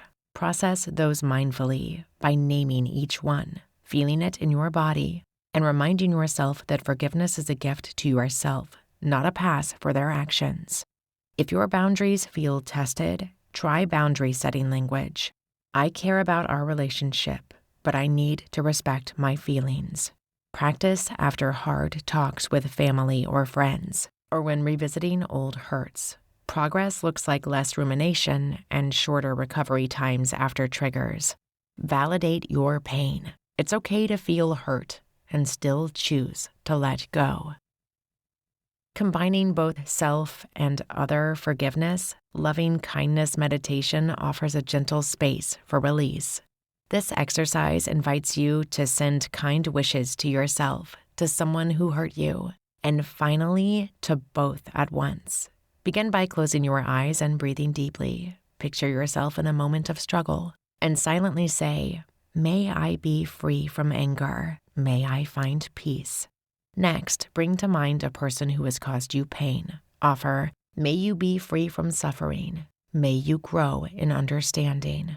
Finally, Hold both images together, yourself and the other. Whisper, "May we both find the strength to heal." Expect mixed emotions, from sadness to relief. If bitterness arises, use the mindfulness script. This feeling is a wave. I let it rise and fall without judging it. Practice after family gatherings or when feeling stuck in old hurts. Progress can be noticing small shifts, less tension when thinking of past conflict. Keep a forgiveness journal to track these moments with prompts like, "How did it feel to wish well for myself and others today?" Forgiveness is an ongoing practice, not a destination. Each time you let go, you notice growth, even if imperfect. These small steps plant seeds for recognizing your progress, which will become part of a larger effort to celebrate your journey and accept yourself as you are. Celebrating progress and embracing imperfection. Many people find it difficult to notice their own progress. The mind is often quick to highlight shortcomings while quietly dismissing small steps forward. This habit can discourage you from continuing on your journey, especially when change is slow or setbacks occur. DBT, Dialectical Behavior Therapy, teaches that balanced observation of yourself. Seeing both your struggles and your strengths is essential for genuine self-compassion. It's about witnessing your growth without minimizing it or slipping into harsh criticism.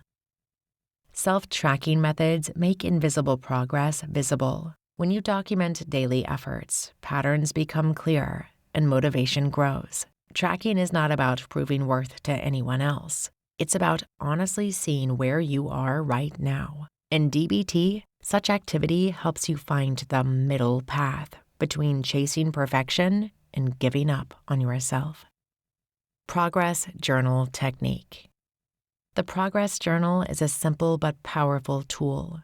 Divide a notebook page or digital document into 3 columns. Label them Win of the Day, What I Did, and How I Felt. At the end of each day, write down at least one thing you did that moved you forward. Wins can be as small as sitting with a different feeling, saying no when pressured, or using an emotion regulation skill, even if the situation didn't go perfectly. Some examples. Setting a boundary with a friend despite feeling anxious is one example. One example is practicing mindfulness for 2 minutes in the morning. Observe your impulsive reactions and choose to pause instead. For each win, describe what you did without judgment. In the 3rd column, reflect on your emotional experience, such as feeling relieved, proud, uncertain, or frustrated. The aim is not to label experiences as good or bad, but to observe them clearly. Try these self-reflection prompts. What did I notice about my reaction today that was different from last week? How did I treat myself during a mistake or setback? What do I want to remember about the small win? By capturing these details, you begin to train your mind to recognize progress. This builds confidence over time. Growth Spiral Exercise. The growth spiral is a visual method for tracking change. Take a blank page and draw a spiral, starting from the center and moving outward.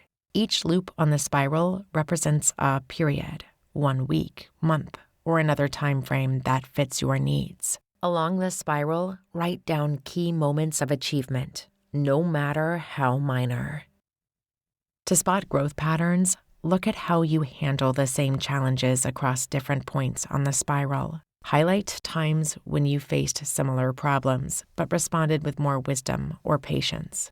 Connect present achievements to earlier struggles, noting how solutions have evolved. For future goals, write them at the next empty space on the spiral. Ask yourself, based on my progress, what is a realistic next step? How can I use what I have learned from setbacks? Linking your current self to your past and future in this way lets you see growth as a process, not an endpoint. It supports the DBT principle of accepting where you are while still valuing forward movement. Strategies for celebration. Acknowledge your progress with actions that reinforce self-validation. Choose celebrations that feel authentic. Share your win with a trusted friend or support group. Give yourself a small treat or time for an enjoyable activity. Speak kindly to yourself. I'm proud of how I handled that. Keep celebrations proportional. Avoid using rewards to escape discomfort or as permission to stop growing. Instead, let them remind you of your commitment to change. When setbacks happen, practice self-validation. I am still learning, and the discomfort is part of the process. Reframe mistakes as information, not proof of failure. Real-world examples of growth. Someone learning to validate their emotions might notice that, rather than harshly criticizing themselves for feeling sad, they say, "It's okay to feel this way." Another person may work on assertiveness, having an uncomfortable conversation with a colleague for the first time.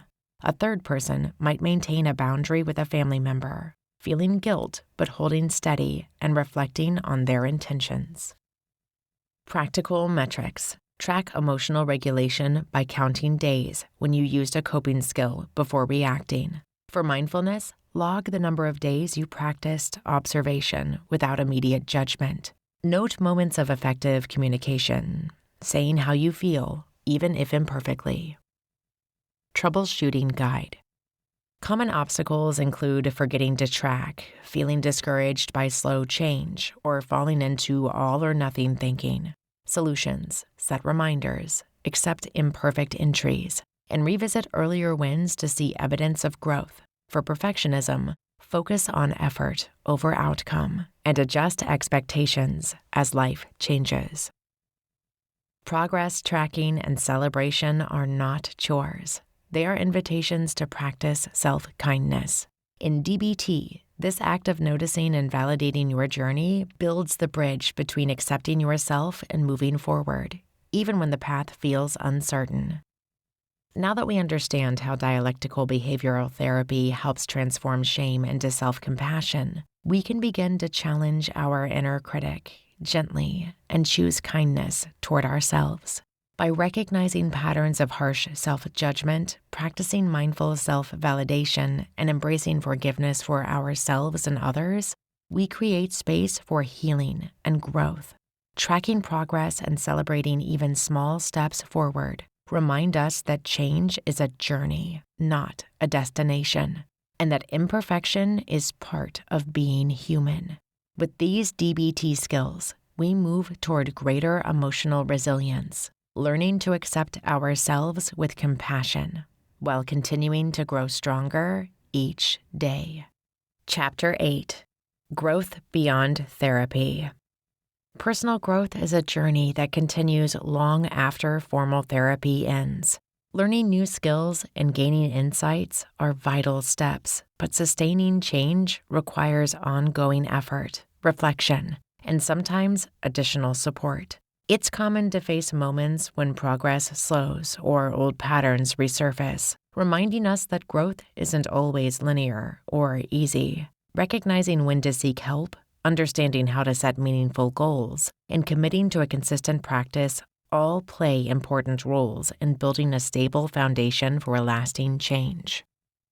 This chapter explores ways to nurture your progress both within and beyond structured therapy. It highlights how to know when professional guidance might be needed, offers strategies for continuing self-improvement, and encourages you to create a personal vision that keeps you motivated. You'll also find tools to help turn your values into action and embrace a long-term commitment to the skills that support a healthier, more balanced life.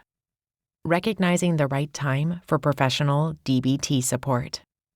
Sometimes progress with DBT skills can slow down or feel stuck, even after a lot of genuine effort. Feeling overwhelmed by emotions that don't ease up, struggling to make changes in harmful relationship patterns, or facing daily crises that feel out of control are important signals. These moments may mean it's time to look outside the pages of a book and turn toward professional DBT support. Persistent feeling of sadness, anger, or fear that don't shift despite practicing mindfulness, distress tolerance, or emotional regulation can indicate the need for a therapist's guidance. If thoughts of self-harm or suicide arise, or if safety feels threatened, reaching out for professional help is vital. Sometimes the issue isn't just about knowledge, but about having someone experienced to help apply the skills in real life.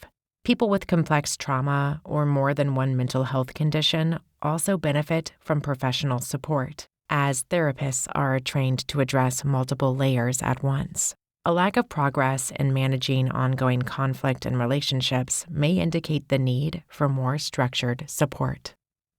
Some challenges may simply be too big to tackle alone. For example, Anna read through self-guided DBT exercises for months, but her anger would still explode at work and home. She kept trying skill after skill, feeling like she was failing. After connecting with a DBT therapist, Anna discovered she needed help identifying the beliefs fueling her reactions. With guided weekly sessions, she made breakthroughs she couldn't reach alone. Another example, Mark felt hopeful about DBT skills for his anxiety, but panic would hijack him in social situations. Daily phone coaching with a DBT provider, combined with group skills training, gave him tools he could actually use when fear struck, making a real difference in his life.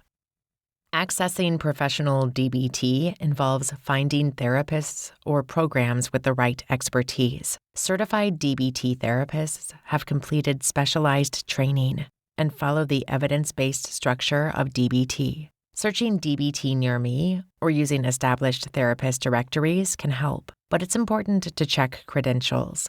Therapists who are part of a team use consultation groups to keep their skills sharp and ensure care follows DBT principles. Many programs offer a mix of individual therapy and group classes. Group skill training is usually where people learn and practice DBT exercises with others, while one-on-one therapy sessions focus on applying those skills to personal struggles. Occasionally, therapists provide phone coaching to assist with immediate challenges, particularly during challenging times. Some people need more intensive support, such as an outpatient program that provides several sessions a week in a structured environment.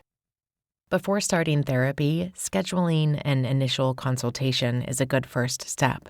Write down questions or concerns in advance. Consider asking about the therapist's DBT training, experience with your specific concerns, and how the sessions are structured. Think about your goals and bring a list of challenges you'd like help with. If you have insurance, call your provider to ask which therapists are in network for mental health support and what your coverage includes for DBT. Some therapists offer sliding scale fees, community programs, or telehealth options to reduce costs. Don't hesitate to ask about affordability or flexible scheduling during your first call. Clinics and universities sometimes offer lower-cost sessions led by trainees who are supervised by DBT experts.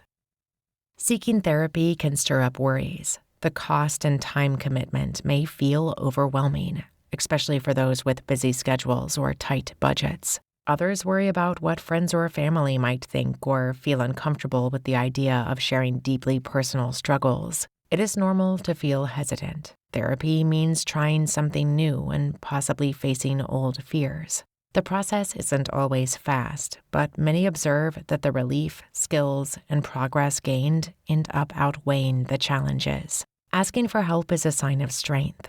It means you know your limits and care enough about your well-being to try something different. DBT support comes in different forms to fit varying needs and lifestyles. Individual therapy works through personal goals in safe, confidential sessions. Group skills training lets participants see they're not alone and learn from one another. Phone coaching creates opportunities to practice skills in real life, not just in a therapist's office. Therapist consultation teams behind the scenes give therapists space to consult with peers and keep care consistent. For more structured needs, intensive outpatient programs provide several hours of DBT each week in a supportive setting. Reaching out for help is an act of courage and self-care. Everyone's DBT journey looks a bit different. but connecting with professionals can help unlock growth that might not happen with self-guided work alone. With support, skills become habits, and lasting change feels possible. The process is not about perfection, but about continuing to build and strengthen the foundation you've begun, keeping personal growth an ongoing part of your life. Sustaining progress and creating a personal vision. DBT skills gives a strong foundation for long-term personal growth. Mindfulness, emotional regulation, distress tolerance, and interpersonal effectiveness help manage difficult situations and support meaningful action. Change takes more than just new skills. It needs clear purpose and direction. When daily actions reflect deeply held values, motivation grows, setbacks feel less overwhelming, and goals have lasting power. Exercise 1. Values Compass. Start by clarifying what truly matters. Look at 8 life domains: relationships, career, health, learning, leisure, spirituality, community, and self-care. For each area, take a moment to reflect. Relationships. What kind of friend, partner, or family member do you want to be? Career/education. What does meaningful work or learning look like for you? Health/well-being. What health and wellness values guide your decisions? Learning/growth. How important is curiosity or acquiring new skills to you? Leisure. What kind of rest, fun, or hobbies matter to you? Spirituality. Do connection, transcendence, or faith play a role in your life? Community. How do you want to contribute to or feel supported in your community? Self-care. What routines or habits nurture and replenish you? Write down what matters most in each area. Don't rush. After reflecting, use a 1 to 10 rating for each area. 1. Least important right now. 10. Most important. Circle the top 2 domains. Think about why they matter. A value might be kindness in relationships or integrity at work. Worksheet template. Write down life domain, my values, importance, 1 to 10. Relationship, example, compassion, 8. Career, example, integrity, 9. Pitfalls, values are not shoulds or what others want for you. Focus on what feels authentic. If you get stuck, try a brief mindfulness exercise to notice what pulls your attention and heart. DBT skills like mindfulness help you connect with your true values instead of reacting on autopilot or people-pleasing. Exercise 2. Vision mapping. Choose one top value. Translate it into a SMART goal: specific, measurable, achievable, relevant, and time-bound. Say honesty in relationships is your value. Now create a clear goal. Have an honest check-in conversation with my best friend within the next 2 weeks. For each goal, ask, can you clearly define success for each goal? Can you measure progress? Is it realistic for your current resources? How does it link to your value? Is there a target date? DBT connections. Mindfulness helps you notice opportunities to act on your values and check in with how you feel.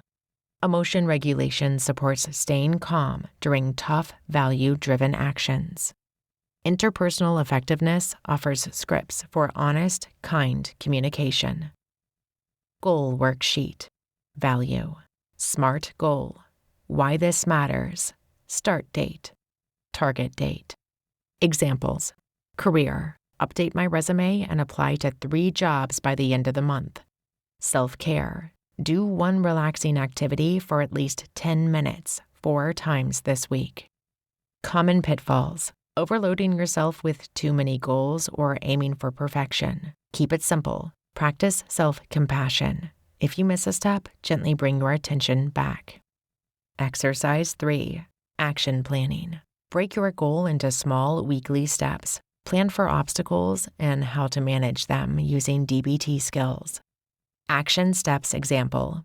1. Schedule honest check-in conversation, Monday. 2. Write out what you want to say, Tuesday. 3. Practice deep breathing or opposite action before the conversation.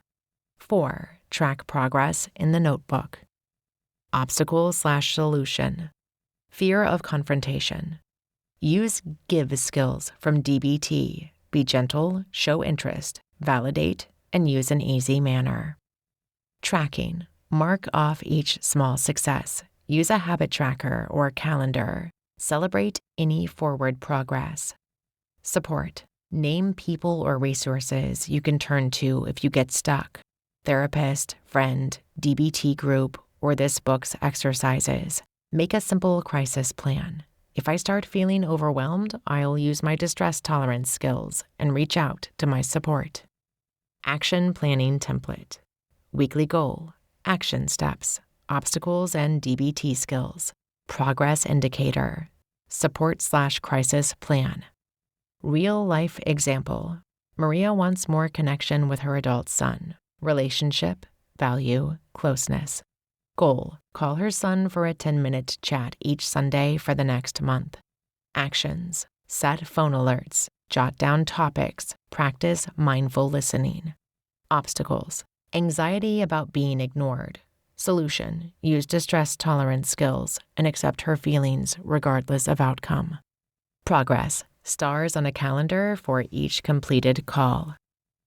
Building a life worth living is a journey. The process may require flexibility and self-kindness. Pausing for regular check-ins with yourself or adjusting goals as needed helps sustain motivation. By clarifying your values and connecting them to daily actions, each step starts to build the future you really want.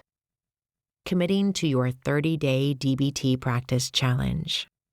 The next 30 days become a space to practice your life worth living vision. Using real life as your classroom, this challenge transforms DBT skills into concrete habits, bridging your goals with daily action while making room for setbacks, creativity, and growth. Challenge overview and purpose. You'll commit to 15 to 30 minutes each day, developing skills week by week, checking progress, and adapting as needed. Week 1 trains your attention with mindfulness. Week 2 explores emotion regulation. Week 3 strengthens your relationship skills. Week 4 builds distress tolerance. The final 2 days, everything comes together with integration and reflection. Each exercise connects to your values and goals, so every effort fuels your bigger purpose. How the days unfold. Required materials: journal, pen, timer, optimal DBT worksheet printouts, phone or device for audio guides or reminders. Time commitment: 15 to 30 minutes daily. Success indicators: task completion, self-ratings, growing ease or awareness, and honest reflection. Progress, not perfection, is the goal. Week 1, mindfulness fundamentals. Day 1, morning mindful breathing. Set a timer for 5 minutes. Focus on breathing in and out, naming each inhale and exhale. Notice sensations. If your mind wanders, gently bring it back. Modifications. Try 3 mindful breaths if 5 minutes is too much. Success. Completed the practice. Less distracted during and after. Journal prompt. What did I notice about my thoughts? Day 3. 5 senses walk. Take a short walk, paying close attention to what you see, hear, touch, smell, and taste. Modification. If you can't walk, observe from a window or sit outside. Success. Named a new sensory detail for each sense. Journal prompt. Which sense surprised me? Week 2. Emotional regulation practices. Day 8. Emotion logging. Spend 5 minutes identifying and writing what you're feeling. Label the emotion and rate its strength, 1 to 10. Modification. Use an emoji if labeling is tough. Success. Named and rated at least one feeling. Journal prompt. What triggered this emotion today? Day 12. Build positive experiences. List one enjoyable activity and do it. Savor the moment while it happens. Modification. If energy is low, pick a tiny activity, one song, favorite snack. Success. Did the activity and noticed at least one pleasant effect. Journal prompt. How do I feel before versus after? Week 3. Interpersonal effectiveness. Day 16. Assertiveness script. Write out and practice saying a boundary or request that matches your values. Modification. Imagine or write rather than say out loud if needed. Success. Expressed or rehearsed a need in clear, respectful words. Journal prompt. How did it feel to be assertive? Day 20. Relationship check-in. Reach out with a kind word, thank you, or honest feeling to someone important. Modification. Text or write if talking feels hard. Success. Made an effort to connect. Journal prompt. What was rewarding or challenging in this? Week 4. Distress tolerance. Day 23. Self-soothing kit. Gather items that calm your senses, a soft fabric, calming music, herbal tea. Use them during stress. Modification. Visualize or list items if gathering isn't possible. Success. Used an item during a tough moment. Journal prompt. What helped most? Day 27. Crisis plan review. Write out your emergency steps, who to call, self-care actions, and what to avoid. Modifications. Share the plan with a friend or support person. Success. Clearly stated your steps or shared your plan. Journal prompt. What else could support me in a crisis? Week 5. Integration and reflection. Day 29 and 30. All skills day and self-review. Use at least one skill from each module in your real life. Review your journal, rate your progress, and note what worked and where you might adjust. Success. Identified strengths and needs. Self-rated skill comfort. Journal prompt. Which new habit will I carry forward? Implementation tips and support.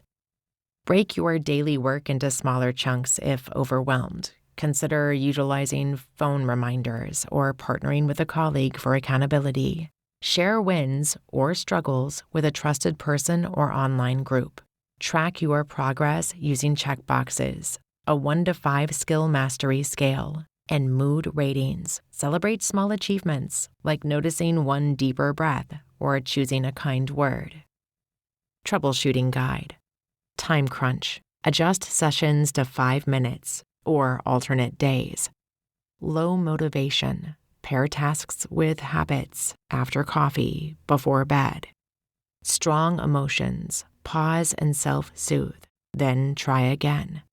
Environmental obstacles. Practice quietly or mentally if privacy is scarce. Overwhelm. Mark signs, racing thoughts, irritability, and exhaustion. Take a break, revisit later, or skip tasks without guilt. Emergency protocol reminders. Keep crisis numbers in your journal. Pause or slow down the challenges if distress rises. Reach out for professional help as needed. Allow self-kindness for breaks or modifications.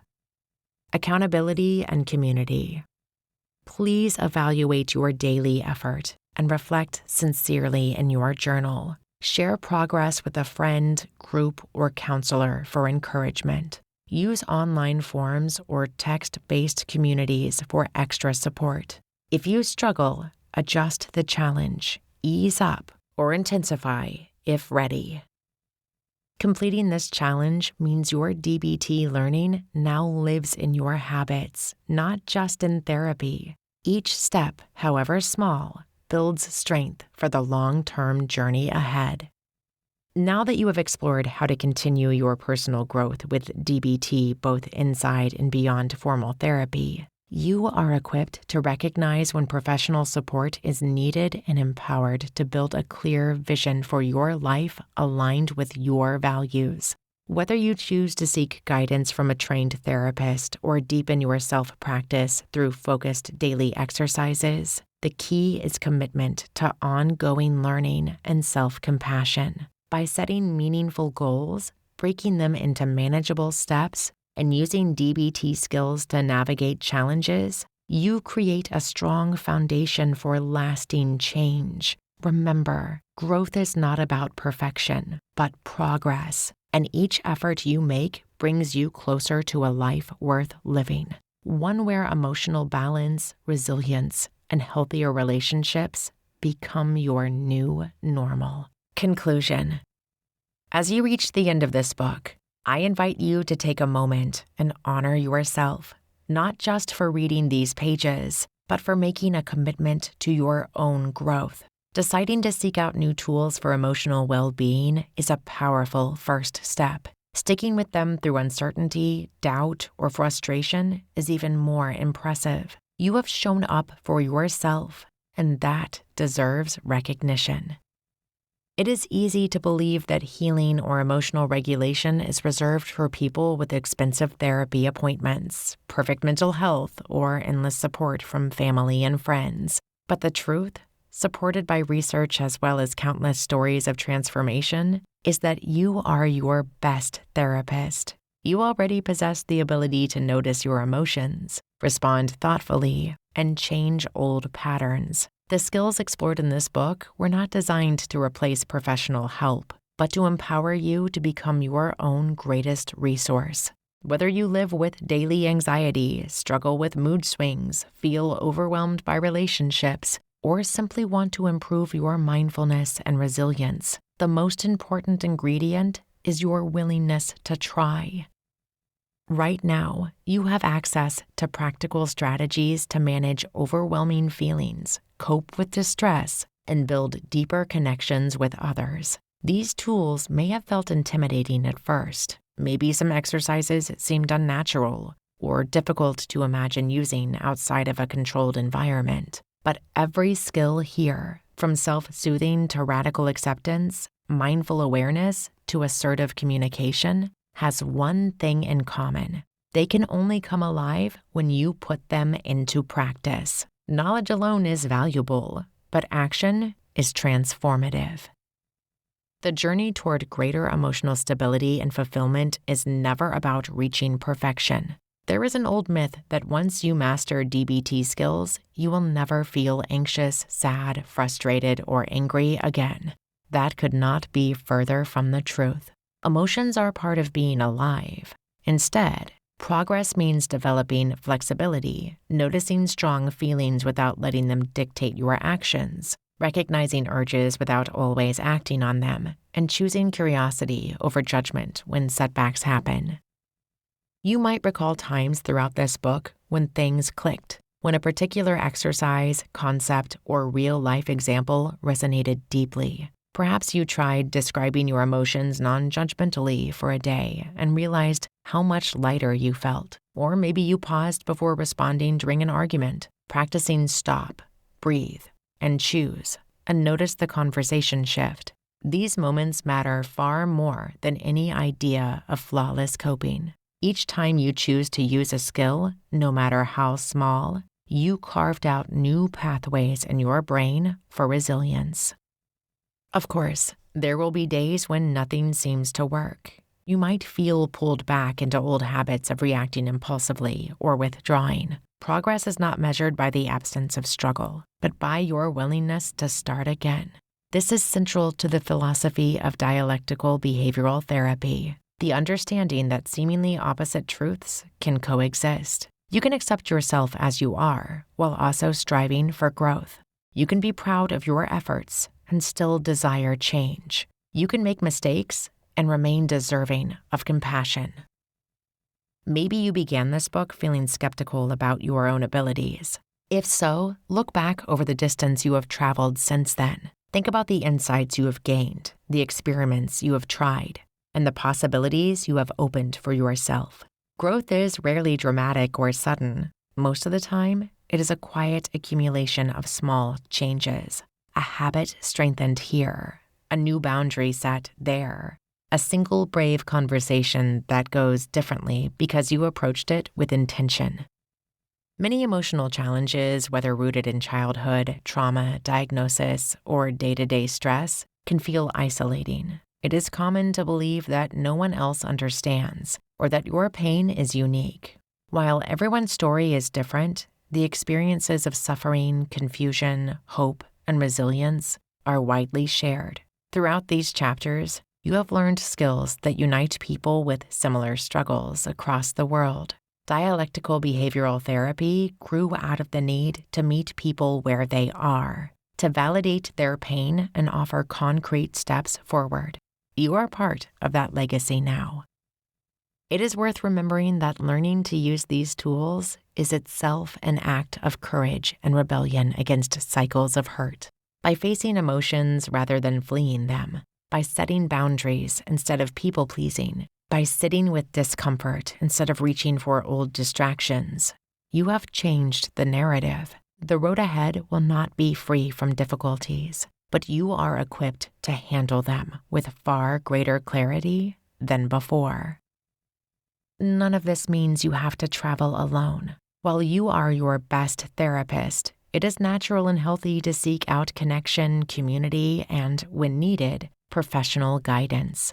Sharing your goals, setbacks, and triumphs with trusted people adds nourishment to your journey. Sometimes being your own best therapist involves knowing when to ask for help or lean on others, but the core truth remains. No one else can do the work of understanding, validating, and supporting you quite like you can. As you move beyond these pages, try to treat each day as both a new opportunity and a continuation of your progress.